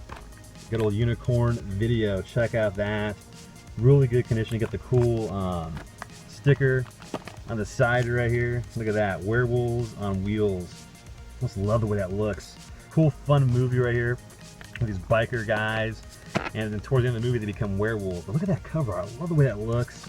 Anything by Unicorn Home Video, especially horror movie wise, are very, very rare. So I was definitely lucky to get this. I got this for like $5. And it goes for a lot more than that. I've never seen another one out in the wild. Super, super rare. A good old Midnight Video. Anything by Midnight Video is particularly very rare and sought after by collectors. And I had this given to me as a gift by a fan of my YouTube channel. He gave this to me. I was like, wow, thanks so much, man. But this thing is so cool with the little guy in a top hat. Love the way that looks. There's a back of it. Pretty cool, schlocky 70s movie. That's what this is. And what makes this type of tape rare than that video ones is because this company only put out, I believe, 8 movies in their whole catalog, and then after that, the company Minute Video was done. And yeah, so after that, these became very sought after early 80s movies. I think these came out like 1983, the video of this release, I believe. And particularly just, yeah, cool 7. One of my favorite ones in my collection is definitely this one right here. Love that artwork too. Terror on Tape. Now this right here just pretty much personifies the whole VHS movement going on. Look at this guy, get this werewolf hand, grabbing a VHS tape. This thing is great. Hosted by Cameron Mitchell. He plays like a crazy guy at a video store, and he gives recommendations about movies to like customers. That's what this is about. It shows different clips of various movies from back in the day. Pretty much a catalog of all the Continental videos that were coming out back in the day. So it was pretty much what this is promoting for the people that rent this out. Really cool one, very rare. Had this also given to me as a gift. Very awesome tape. It's one of my prized ones in my possession right here. The DVDs and Blu-rays do not, like, you know, they don't, for some reason, like, they're cool, but VHS for some reason just sticks out as it'll always be my favorite medium is the VHS. So you get these cool, get the great artwork, the care, the packaging, the clamshell inside this thing. It just looks, it's just amazing. This one right here, good old Deadly Prey. Got this for $1. This thing goes for like $80 or more online. It's such a great one, and it's got recently released on Blu-ray. But one right here will probably never get released on any kind of format as this one. This is my favorite. It's the Peanut Butter Solution by New World Entertainment. This thing will probably never get released because the music is all copywritten by, has some music by Celine Dion in this thing. She hated the music in this, so I doubt this will ever get a proper release. Probably never will be. Probably stuck in the VHS world. And it's like one thing that people don't realize, like about 50% of all the video releases that were out back in the day have not made it to the DVD and Blu-ray world yet. They might never not be released in that format. They might just be stuck in the VHS world. That's why it's still good to hold on to the VHS and to keep all that good stuff, because, you know, it's just some of these movies will never be on any other format but VHS. That's why I love it so much. And plus the whole look of it, the whole feel of it, is something just kind of like a nice quality about it, nice wholesome organic quality. You get the moving mechanisms in the VHS that make it move and work. Something about it holds up for a long time. I got tapes that are 35 years old, and they work just fine. I just love how the whole thing is about VHS. A couple of classic tapes on one little show real quick. Little 2000 Maniacs by Comet Video. Love the Wizard videos. Those are some of the best covers ever. Look at this one right here, the Master Killers. Classic Magnum videos. You can see right there, good stuff. The Legend of Sleepy Hollow with good old Jeff Goldblum. Gotta have that in the collection. Also, another thing I love about video shops from that video day is the video store promotional movie items. Like, this is for a movie, Curse 4 promotional. I bought this for like $10. How cool is that? Still in the bag. Hard to find. This thing right here is for like Texas Chainsaw Massacre 2. It's supposed to be the whole body, but I got the mask of it for it. It's like a video store promotional. They would put this in the store and hang it. The creams of my crop in terms of my VHS collection. Whew. You got Blood Mania. This was an impulse purchase. Probably like $2 at a half-price Books. The movie's fucking awesome. 70s nasty. This chick cheats on her husband and everything goes down. Everybody's super hot and super naked. It's great. Forbidden Planet. Back when like it was like a presentation, man. Look at that. That's just quality. You know, they don't make movies like this anymore. This is sturdy. It's solid. Alice Cooper, Welcome to My Nightmare. I actually borrowed this from a friend and never gave it back. Alright, this tape I've probably watched 150 times. It's my favorite Freddy movie, and I own all the Freddy movies on VHS tape, and only VHS tape. Because why fix what ain't broke, man? Alright. Final Exam. Can't really see, but this is actually autographed by Tim Raynor, the killer in this movie, who I met and brought him my VHS copy of this tape that I bought at a Hollywood Video going out of business, and he autographed it for me. That's pretty dope. Strip to Kill is another amazing VHS nasty, another little awesome cover, so it shows that it's old as fuck. This is just an awesome one. Strippers getting killed one by one. Basically a lot of stripping, a lot of killings, quality shit. This one is an unopened I Spit on Your Grave, old school shit. This was actually gifted by James Cullen Bressak, so it has extra meaning. I mean, the name speaks for itself. If you haven't seen this movie, you haven't seen enough video nasties. It's one of the roughest movies to watch, and this one is super gnarly. Really gnarly. Wizard Video. Love it. And lastly, these two are actually new releases. These are movies that have been made within the last 2 or 3 years by a company, Slasher Studios, in Wisconsin, and they still fucking release their movies on VHS. So I'd always be sure to buy one because, I mean, who doesn't want new VHS tapes? Fucking quality shit.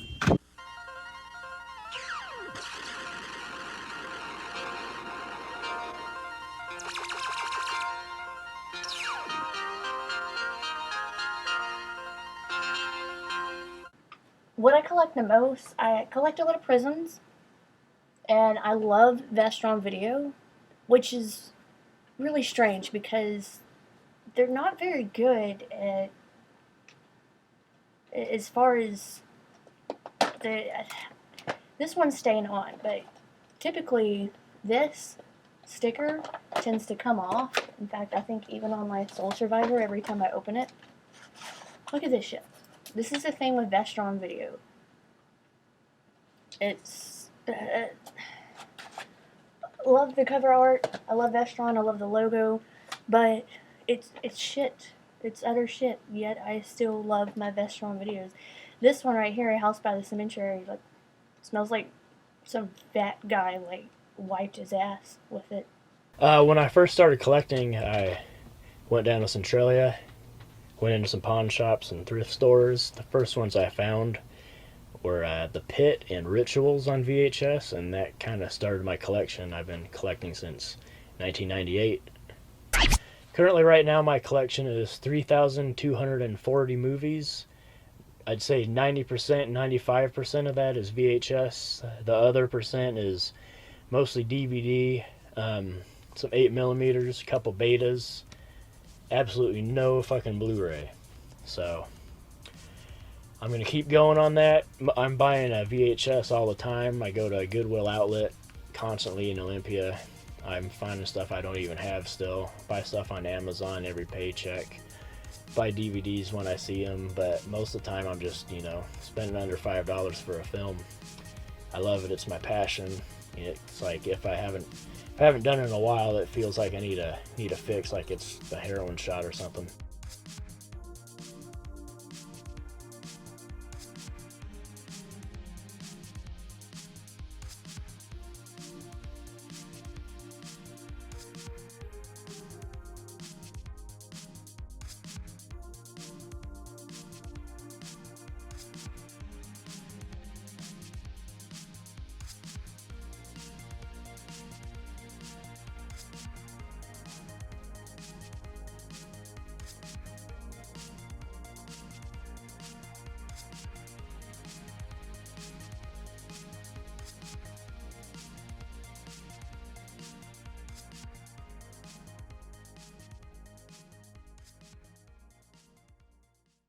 It all kind of started with censorship and outrage. It was nowhere near as bad as the video nasty scandal in the UK, but it was less than optimal climate for it over here in Sweden. So pretty soon there was sort of like a underground tape trading community of sorts.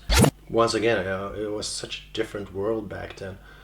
And then later on I discovered the UK and Vipco.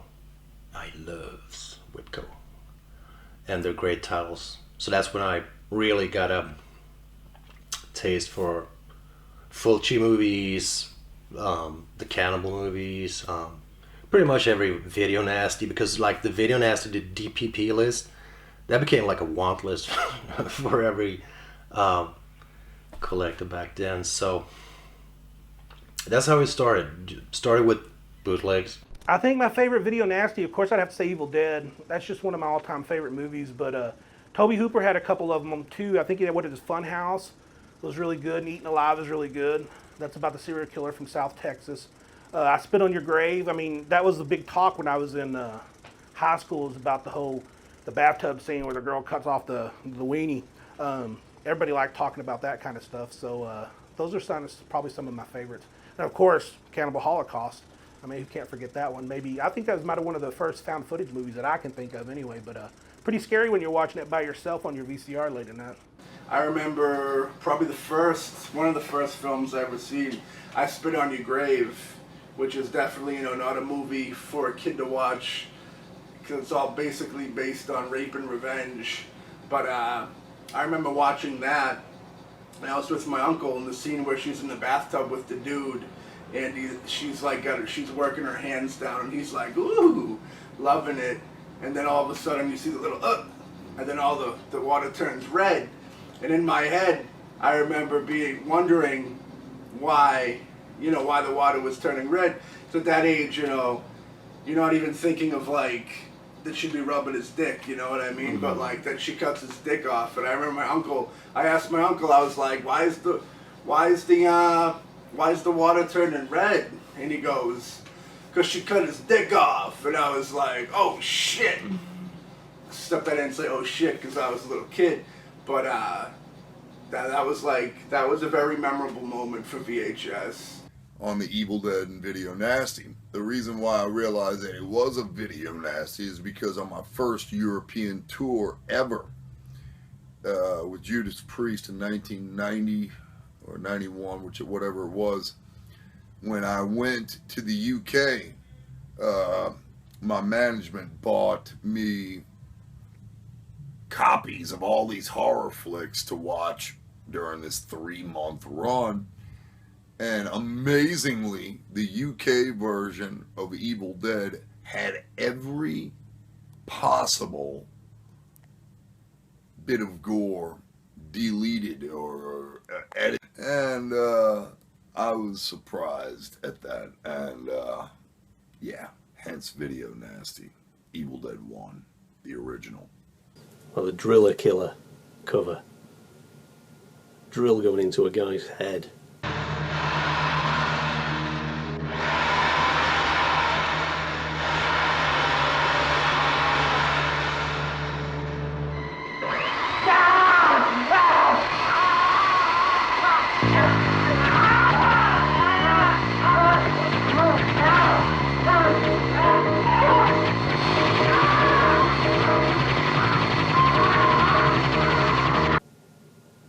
Right there on the shelf in huge boxes like these. Look at the size of the things.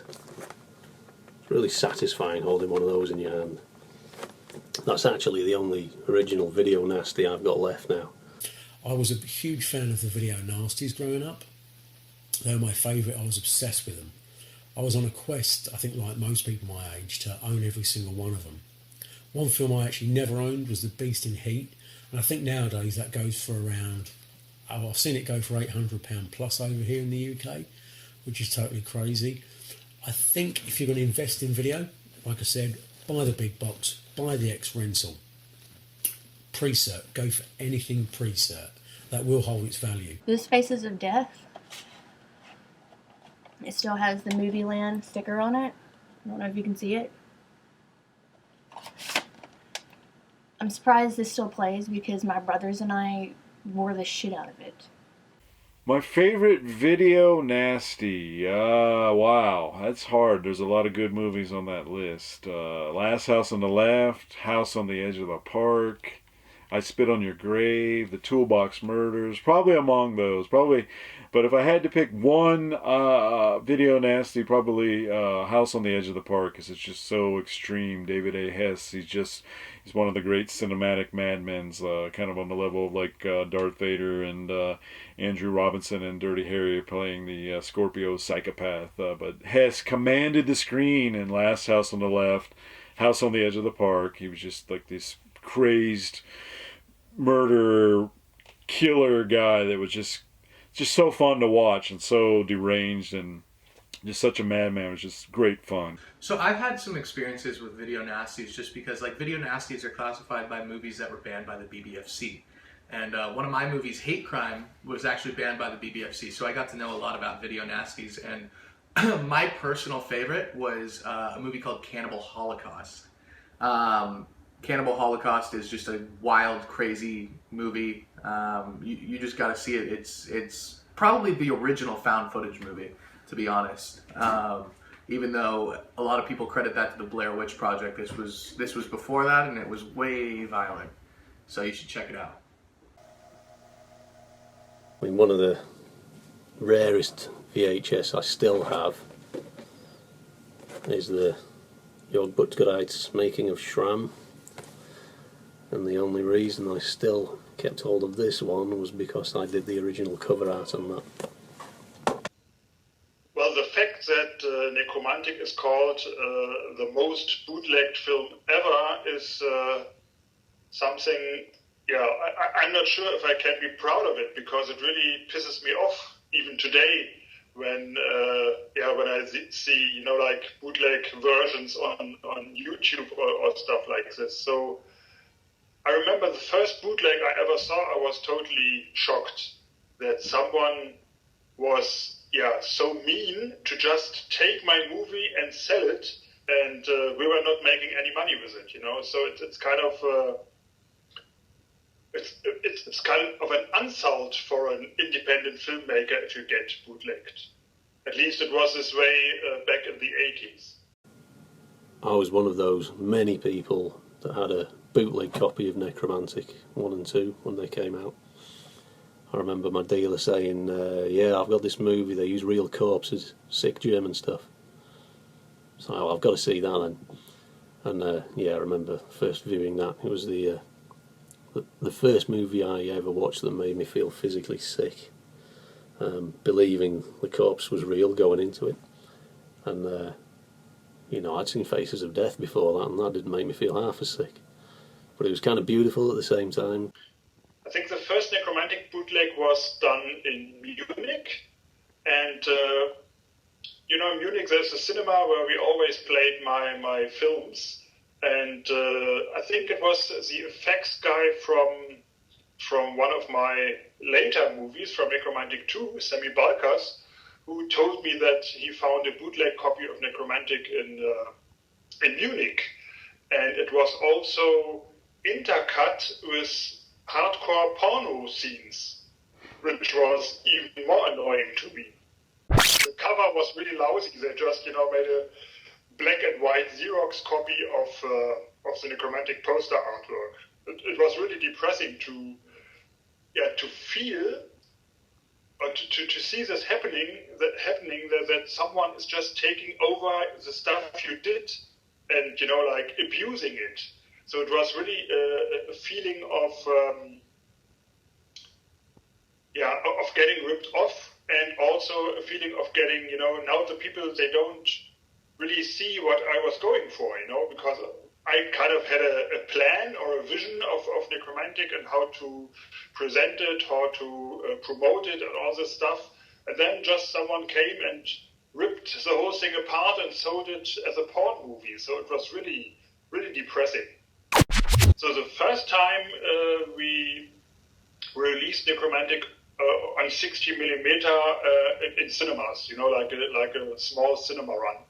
But to really get our money back, we decided to do our own distribution company, and we had our own copy facilities to make video copies of Necromantic. So we founded our own company, and we sold videotapes directly to the customer, directly to the fans for $100.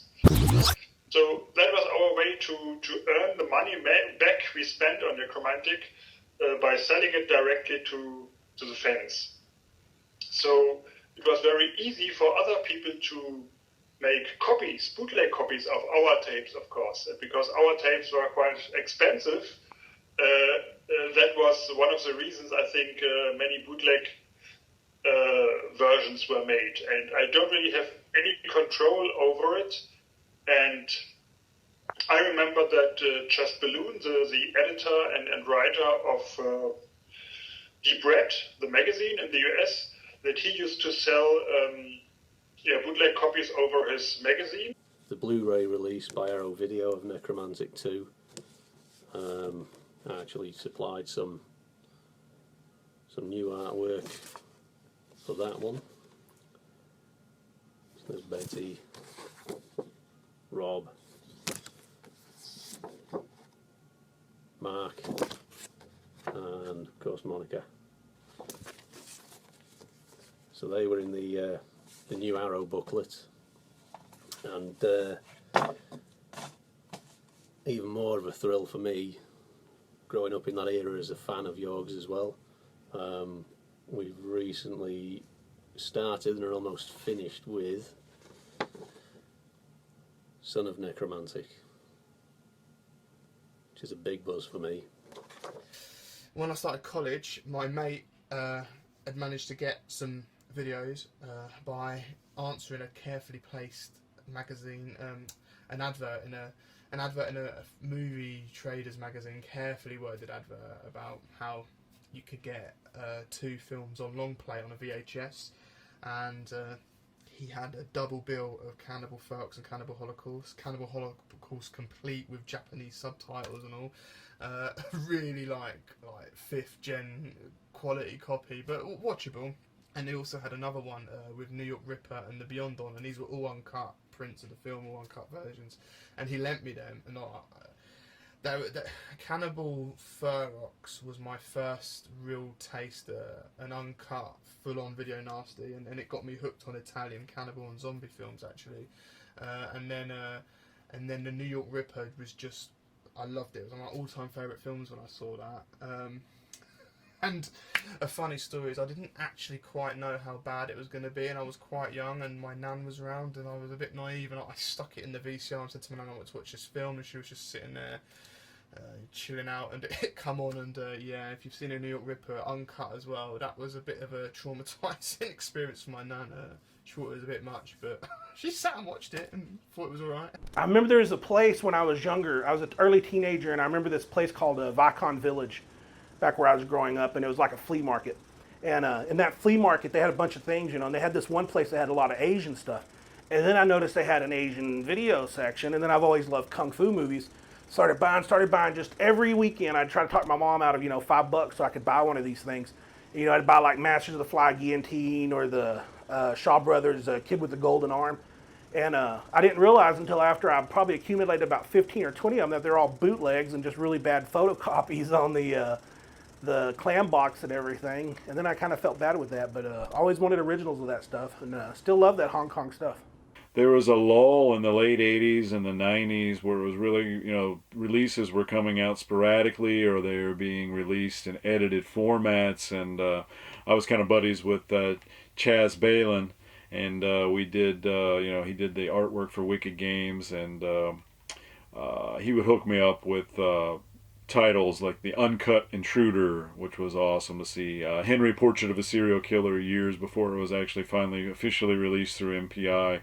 And of course I would always buy the movies when they came out too, but I would get these kind of grainy 10th generation copies of the movies before they were officially released, and it was, you know, it was always really, really great fun. So those are some of the titles that come to mind. Intruder, Dead Next Door had a long, treacherous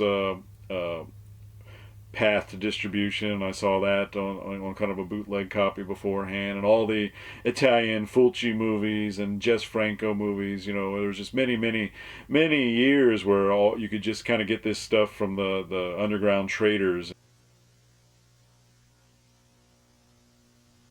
This is actually my original VHS movie camera, proper loading VHS like the SOV films.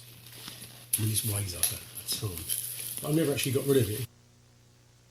Bloody fantastic. This piece of machinery, I mean, you got that on your arm. You actually felt like a filmmaker.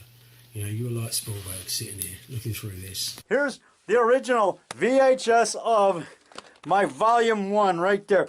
Frankenstein versus Saddam Hussein. There it is, see? Frankenstein, Dracula versus Saddam Hussein. That's my Volume 1 videos from 1991. That's the original edited version. And here's VHS of Mummy 80 1993 and Son of Werewolf. This is my master for making copies. My Mummy 1993 and Son of Werewolf. I did it in 93. It's a double bill. And here's The master for Conrad Brooks versus Werewolf. For making copies. That's the VHS that I made copies with. I know. I'll lure in with this drumstick that's been sitting in my car for the last week. Nice and moldy. You want that? Ah, yes.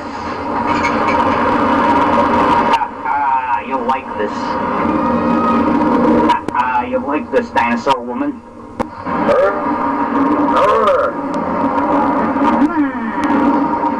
Oh, here's the giant fly from my movie, Giant Fly 2. From Giant Fly 2. See, there's the invisible thread that I make them fly with. My movie, Giant Fly 2, that's the big fly. That's better than my first Giant Fly movie, which is on volume 2. Oh, and here's my video audio mixer. My original audio mixer is for Vampire Woman, movies like that to add music. That's when I started mixing sound effects and stuff. That for video back in '95, but it wore out. There's a VHS of King Kong versus Godzilla, trailer tape. I got more stuff, but I gotta quit some. Oh look, here's a little potato gun. Stick that in a potato and it fires out a little piece of potato. I'm gonna use it as like a prop in my movie, like a gun to kill the aliens with, like a space gun. Oh, I killed the alien, you know. I mean, it doesn't work. But you don't want to be shooting little pieces of potato at people, you know. Right there. Look at that. Look at that. It's the cover. And there's a werewolf mask right there. And here's another one. See? Horror Rise from the Tomb. That's Paul Naschy. Here's another one. Fury the Wolfman. That's a good one. I got this for like $2.99 in a bargain bin at Woolworths. Fury of the Wolfman. It's got Paul Naschy in it. And then over here, this is where Frankenstein comes in. Frankenstein stalks the monster, tries to get down. There's the gate where me as the mummy comes through, and my upcoming mummy returns. David Rock Nelson's mummy returns. There's my back. I did the scenes where I'm drinking like the fake Tana fluid over there. And then right underneath that bush. Yeah. And I'm get this bowl, and it's supposed to be Tana fluid. I have leaves in there, you know, and I have water in there, and in my mummy makeup, my mummy grabs, I drink it, and I go, and then a cop comes by, and he's looking at me, so I'm staring at him, and I go, and I toss it, you know. But I had to redo it, because when I saw that cop, it kind of made me freeze, because he was looking right at me, you know.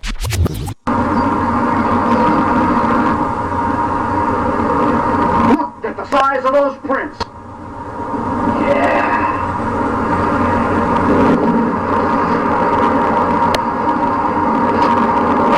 Check the scale. Scale? What's a scale? Something prehistoric. You can look at this under a microscope. Okay, my friends, yes.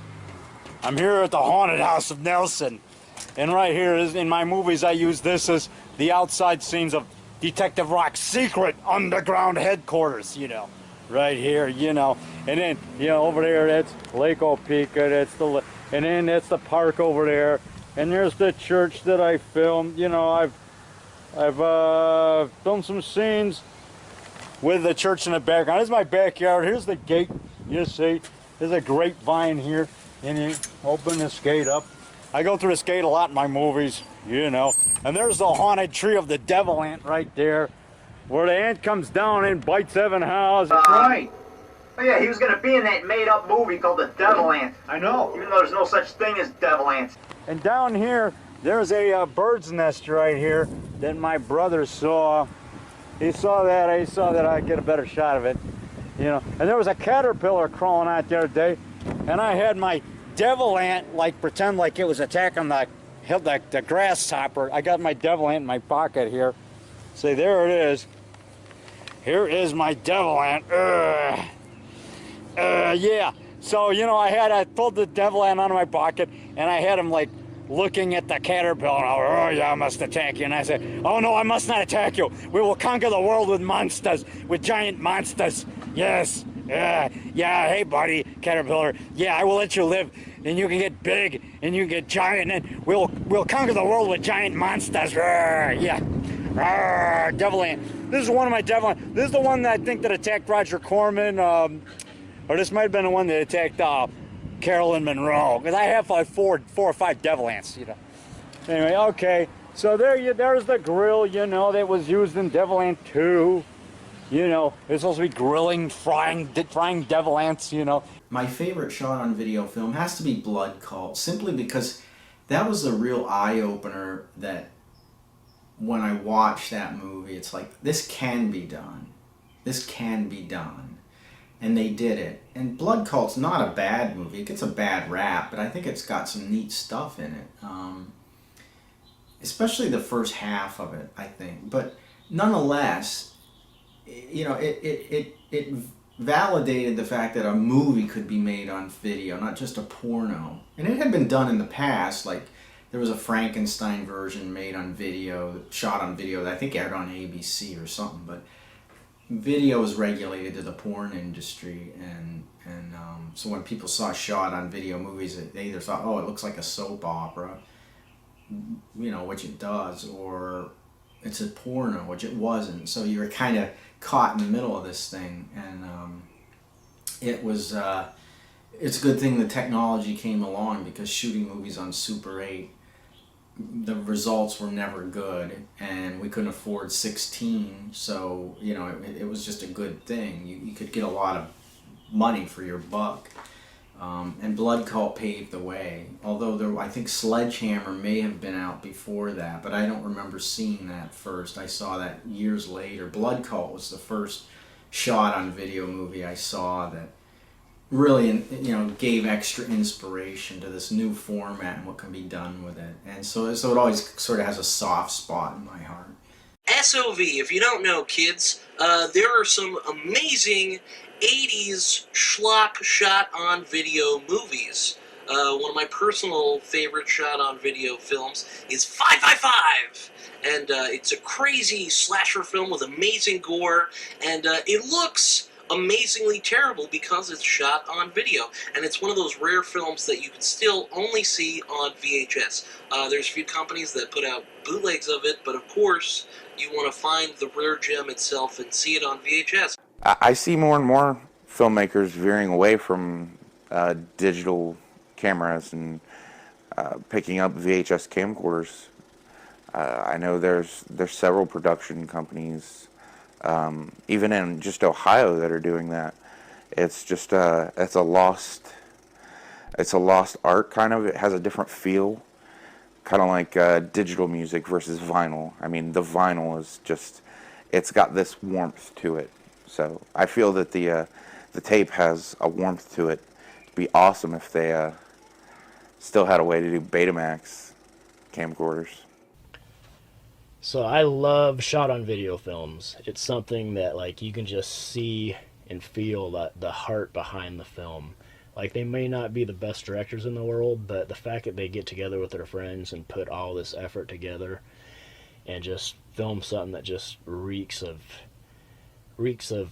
good intent, love, passion, it just kind of shines through. And some of them, especially like the Polonia brothers with Splatter Farm, they just do so much shit in it that, like, you don't get to see anywhere else back in the day, because they're trying to push the limits, because they're like, oh, well, making a shot on video film my backyard, but if I do something crazy in it and just something I can exploit, you know, someone might pick it up and check it out. And there's a few out there that actually do that. One of my all-time favorite shot on video horror films is The Wood Chipper Massacre. That is such a strange movie about this aunt that comes over to watch these kids, and the kid gets this Rambo knife and accidentally kills the aunt, and then they put the aunt into this wood chipper that the family has rented in the backyard and grind her up. That's the John McBride film. Another one that John McBride did as well is Cannibal Campout. That's an outstanding movie that I think inspired things like Wrong Turn. And it's just like, it was like so before those kind of movies. One of my favorite shot on video films is called The Burning Moon, and it's from a director called Olaf Ittenbach.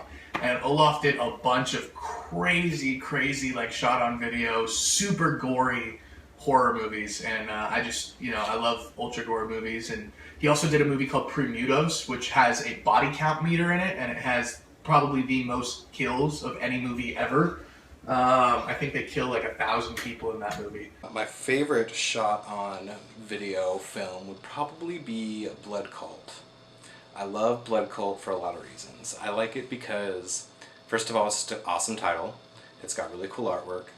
I think that it's really sleazy and atmospheric, and it has a lot of the pitfalls with shooting, like with 90s and 80s shot on video movies. It's just like how cheap they are and how rushed they are and how amateur the actors are. But this one relies a lot on atmosphere and mood and the storyline of like a cult, you know, like, because it was made in the mid-80s during the whole satanic panic, and all of that stuff's really appealing to me. So I think that the movie had a lot of it going for it already before I even saw it, that I knew I would like it. But I also think that it did some really cool stuff that they utilized for it being shot on video. I think notoriously that it's one of the highest grossing, like the first highest grossing shot on video movie, I'm not sure exactly. But I think that they did some really cool things with it, with the VHS camcorder, like they did fisheye lens shots and a lot of really creative things that you could really only pull off using video. And so I think it's a real inspirational film because it kind of shows what can be done with such, you know, tight limitations if you have a real creative mind and a creative team behind it. I think the future of SOV films will be more young filmmakers will be trying to replicate these from the masters of the 1980s. They'll be trying to do this, maybe with a modern twist. I have two favorite shot-on-video films, and one is Video Violence. I actually worked with Camp Motion Pictures and brought this back for an anniversary edition. It was like huge, got like a t-shirt recreated from the film and stuff like that. But this film just encapsulates what shot-on-video horror is. You know, it's in a video store, and it's just, there's tons of VHS everywhere, and it just totally captures the essence of what shot-on-video horror is for me. So if you haven't seen this, you probably have. If you haven't, you should. It's really good. Second favorite, totally different, but America's Deadliest Home Video. I also just released this with Camp Motion Pictures, but this is a really obscure shot-on-video film. And the special thing about this is that it employed the found footage angle like extremely early. I think this was shot in like, you know, 93 or released in 93. So, but basically, it's just a really important shot-on-video film that I really love because it's a really special application of filmmaking. Something I find interesting about shooting on VHS is the full screen aspect ratio. I think when you're working within a low budget, it really helps to have a smaller frame because oftentimes you don't have the money for the types of locations that you want, and so you're trying to pull off something on screen that's believable, that doesn't give away where you are, and sometimes just having a smaller frame and cutting off the stuff that's around the actor or the person or the situation makes it a lot easier to do. And luckily in today's day and age, it's not hard to find like a used VHS camcorder, you know, at Goodwill if you want to do true SOV. But honestly, I feel like anything that's not Hollywood filmmaking in this era, as far as like handycams or GoPros or DSLRs, I would consider sort of like the new era of filmmaking, like shot-on-video filmmaking. And so it's funny because a lot of people that do the movies now, I think, kind of turn their noses up to the term shot-on-video because it's regarded essentially as like cheap shot-on-VHS stuff from the 90s. But I think it's a broader term than that. I think that it sort of applies to any type of filmmaking that's not on film, per se. And I mean, that's all that anybody does now is digital. Film pretty much doesn't even exist. So I would say almost all filmmaking now is shot on video, at least SOV in spirit. Obviously, one of the great SOV films was the video Dead. It was a triple threat because it was shot on video, seen on video, about video zombies. So that was a great one that everyone obviously loves. But I think the kings of SOV directors were the Polina brothers, John and Mark, and they, although in their films, I mean the breakthrough film was Splatter Farm, but they were never actually released in the UK, so I sort of found out about those later. But watching them again, and the first film I like, their first film they ever released is one of my favourites, which is Hallucinations. And they did it when they were teenagers, and then it sat on the shelf for 20 years, and then they edited it and released it. But it's great. It's really raw. It feels like Evil Dead. There's really creativity going on, raw creativity. So, I have here the VHS version of my feature SOV film Sick Bastard. This is actually the official first feature I ever made, and this is the VHS copy of it. What can I say really? It's the first feature-length film I made. Everything I've made to this point had been short semi-features, but this is a full hour and 10 minutes, and I just had to have a VHS copy because that's how much I do love VHS and have fond memories of it. I really did want a copy. More recent VHSs I've picked up is stuff like The Keep and Wicked City, the live-action version, mainly because this film is infamous for not having an actual disc release, official disc release as Boots. So this is an actual legit copy, because I do love getting legit copies.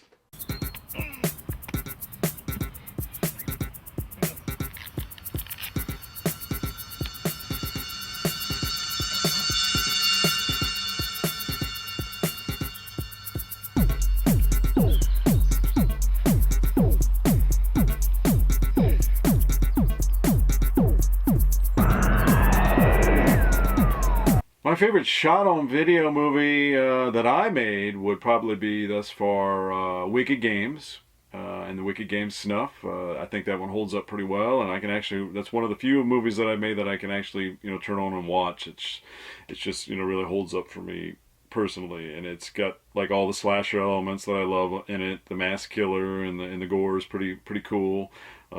Special makeup effects done by Dan Rebert and Brad Crisco, friends of Joel Harlow's, and I think it really, it took us a long time to shoot the movie, and we put a lot of effort in it, and it was just, even the release on the VHS with the Chaz Ballin artwork, the whole thing, it just really worked for me, and it remains my own personal favorite shot-on-video movie that I made, I'd say, and to this day. And as far as shot-on-video movies of the era that I'm a fan of course, the Hugh Gallagher movies, I love those, especially Gorotica. I was a big fan of that one. And America's Deadliest home video, that was really a cool movie, and that one's a kind of a underrated precursor to reality movies in general, and the point of view movies. It kind of started it all before it was really trendy, and it was like way back in 91 or 92. So also John Russo's Midnight 2, love that one, and that one was a big inspiration for me personally to grab a video camera and make a sequel to my own movie Truth or Dare, which had been shot on film, and actually just go ahead and do one on video. So Midnight 2 is a favorite of mine. Tips on shooting a shot-on-video movie. Well, have fun with it, I would say.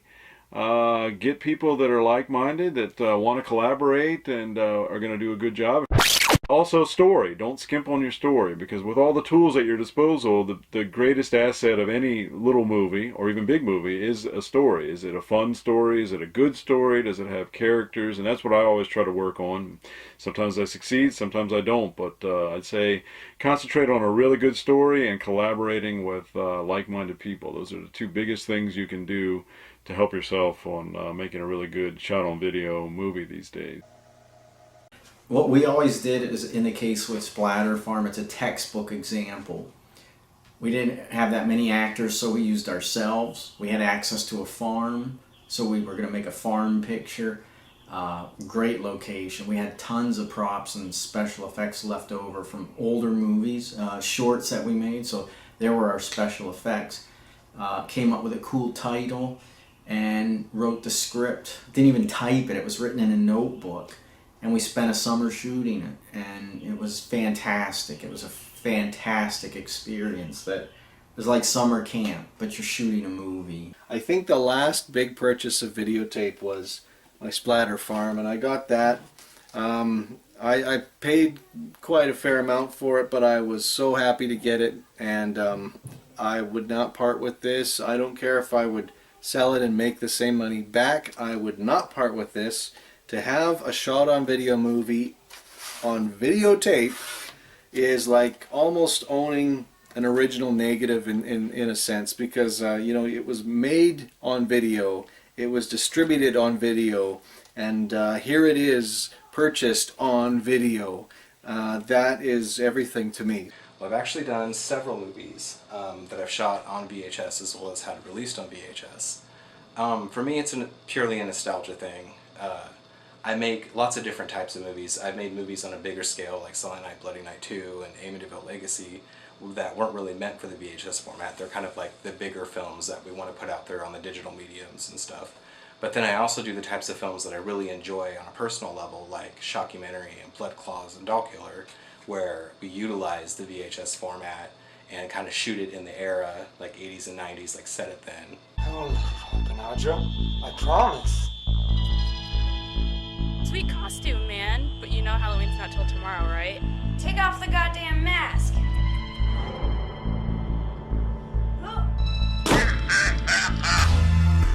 I directed a movie called To Jennifer, which was shot on iPhone. And I think just like mobile media and like, you know, cell phones and stuff like that and GoPros and more accessible cameras are, you know, even DSLRs are the new version of shot on video now.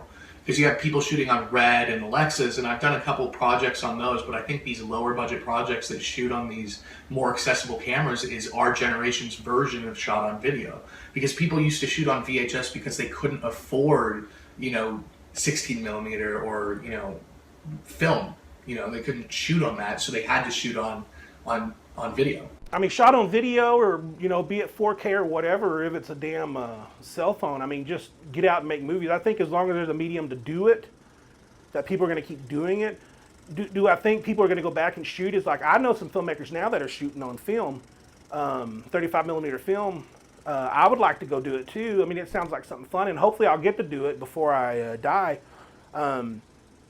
But I mean, if they're going to do it now, it's just out of, you know, nostalgia, and they just want to do something, you know, that they haven't done before to say that they've done it.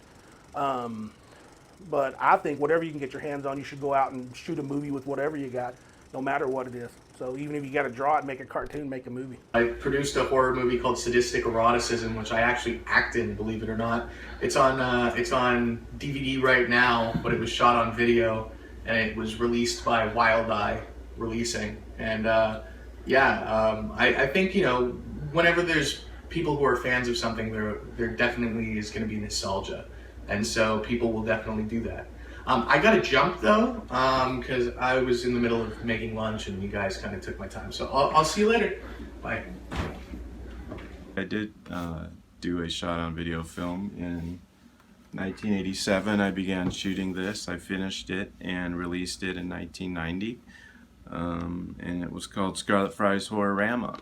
I did get it into several video stores then. I self-distributed it and sort of followed the model that I did when I worked for Camp Video, and I would call up video stores and you know, I made my own cover for it, put it in a hard box, and sold it to probably about 100 video stores. And later I became a filmmaker. I have 6 films in distribution now, and we dug up Scarlet Fry's Horrorama, which is the one I shot on video in the late 80s, and it was released on its original format, VHS, by Sub Rosa, and it's one of the proudest releases of my little film career. Okay, to all you filmmakers out there, my advice is just get yourself a camcorder like this. You know, this is one of my 8mm camcorders that a friend gave me to. Jason Whitman gave me this as an extra camera. But an 8mm camera, like I used to shoot on, and stick your tape in the machine. See, you take a blank tape, stick it in the machine like I used to do, and I still do now with the memory card, but stick that tape or memory card in the machine and film the dang thing. Right in your ankle, my gal. See David the Rock Nelson with his fake aluminum werewolf trap and a piece of beef. Werewolf steps in the trap. Will he survive the aluminum fake trap? All right. I got him. I got him. I got him. Right in the ankle. Yeah. All right. Well, I remember I was working at a department store, Woolworth, and I remember seeing some CDs come in at first. You know, we had VHS, we had tape cassettes, and then I remember seeing my first CD. I think it was like a MC Hammer or something like that, and then all of a sudden the DVDs started coming in, And but they're kind of pricey at first, so you didn't get them. I mean, now it's easier to have, but I mean, technology is going to keep going. I mean, it's just not DVD; it's Blu-ray. Now they're just, you know, you're just downloading everything. So, you know, I mean, technology is not going to stop for anybody. But to have this old stuff like these VHSs, you know, it's just really, really cool and neat. You know, it'd be neat to see a, you know, a younger generation pick up on that and like it as much as, you know, we did when we were younger. I felt sad, actually. I still have VHS tapes that are from the 80s or 70s that still play great. I have DVDs that I bought 2 years ago that one scratch and you're fucked. So it doesn't feel as real to own a movie on a tape versus, or own a movie on a DVD versus a VHS. A VHS just feels like a real movie. I like the aesthetic of old celluloid on VHS. Blu-ray is a little crisp for me personally, and a lot of people just convert movies into HD and don't even watch the footage. This is crazy. If you're not familiar with Ghoulies, it's a Charles Band film about killer puppet monsters, and I recently saw it on television, updated in HD, right? This was the Blu-ray HD copy, and you could see all of the puppeteers' wrists. Okay, they risked it all in this movie, and you could see all of the people's hands because the lighting is all bumped up, and you see how bright and HD everything is. But that kind of ruins the aesthetic of a good horror movie like that. So go watch a movie on VHS and enjoy the aesthetic of low lighting, because sometimes the greatest monsters are in the dark. Some people seriously think that VHS is better than DVD, and I do in a lot of ways too, especially when it comes to 80s and 90s horror films, because a lot of them were shot open matte, and when they were released to DVD later, they got cropped. My initial reaction to VHS moving to DVD was, of course, resistance, because I wasn't ready for new technology, and that's all on me. But I've grown accustomed to DVD. It's great. It's fine. But really, there is a charm within VHS, and it's a quality thing. It's a visual quality thing that I think won't be replicated very easily on DVD, or if it does, it would take a special treatment, so to speak. So, and you do see some of that. So, you know, hey, once again, more power for the VHS lovers of the world out there. VHS is getting a light of day now that it deserves, that kind of deal. You know, it's still a small little bracket, not everyone's into it, but it's still cool that it's out there, and I'll definitely keep all these tapes as long as I live. These are my favorite treasures, these VHS. I love them. They're so damn cool. I love how they are, the whole presentation of it. You get the cool trailers at the beginning of the tape sometimes, and the cool advertisements, all that stuff from back in the day. It's almost like going into a time capsule. That's why I think the nostalgia of it, the resurgence of it. I think people like to get that nostalgia feel when they were a kid, and the whole remembrance of video stores. They kind of get that vibe when you put on a tape. It's almost like going back in time when you pop on a tape in a good old VCR. I just love it.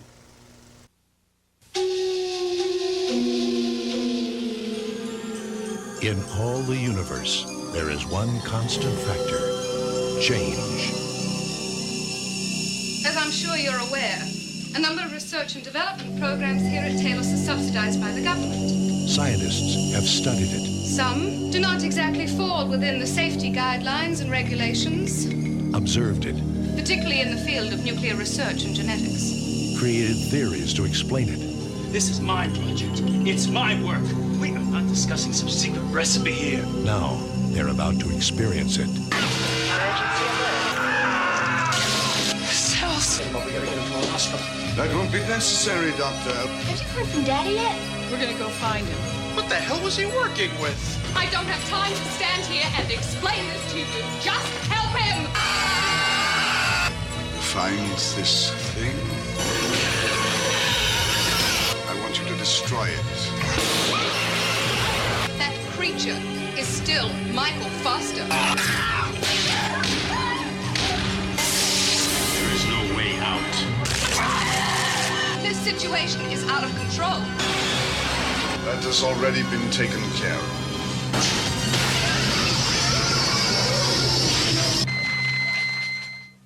Because VHS has become so popular, people will start shooting on that format again. I think we are going to see 2017 onwards is going to be the VHS, SOV films are going to come back in a big way. I mean, independent horror now is hitting an all-time high because people can actually get it out there now, like they could in the 80s. You can compete. You'll be on these VOD sites with the big guys. You can be out there next to them on the shelf, competing, equivalent to being on the shelf, competing with the big league. What will the future hold for VHS and shot on video stuff? I think it's always going to be alive in some capacity. I think it's the resurgence has happened lately, and it's a beautiful thing. But I think it'll always stay alive because the people that like this stuff, like myself included, it's like just kind of cultish. It's just like, you feel like you belong. People that understand what you're into, and there's a lot of filmmakers that love shot on video and high 8 and stuff like that, just video formats. And I don't think that aesthetic and the appreciation for that aesthetic will ever really die. VHS is the independent format, and we should all embrace it. We should do what we can to keep it alive, because analog is here to stay, and it will never be replaced by digital. I think the reason VHS are becoming so popular now is just because of filmmakers. Honestly, it's one of those things that we want all of our films on every format that we can get it. It's one of those things. I know my second feature, I put it on VHS just because I wanted to have it on VHS. And it sold pretty well. I think we're seeing a resurgence in the VHS collecting because I think horror in general has just gotten a lot bigger, because of The Walking Dead and stuff like that.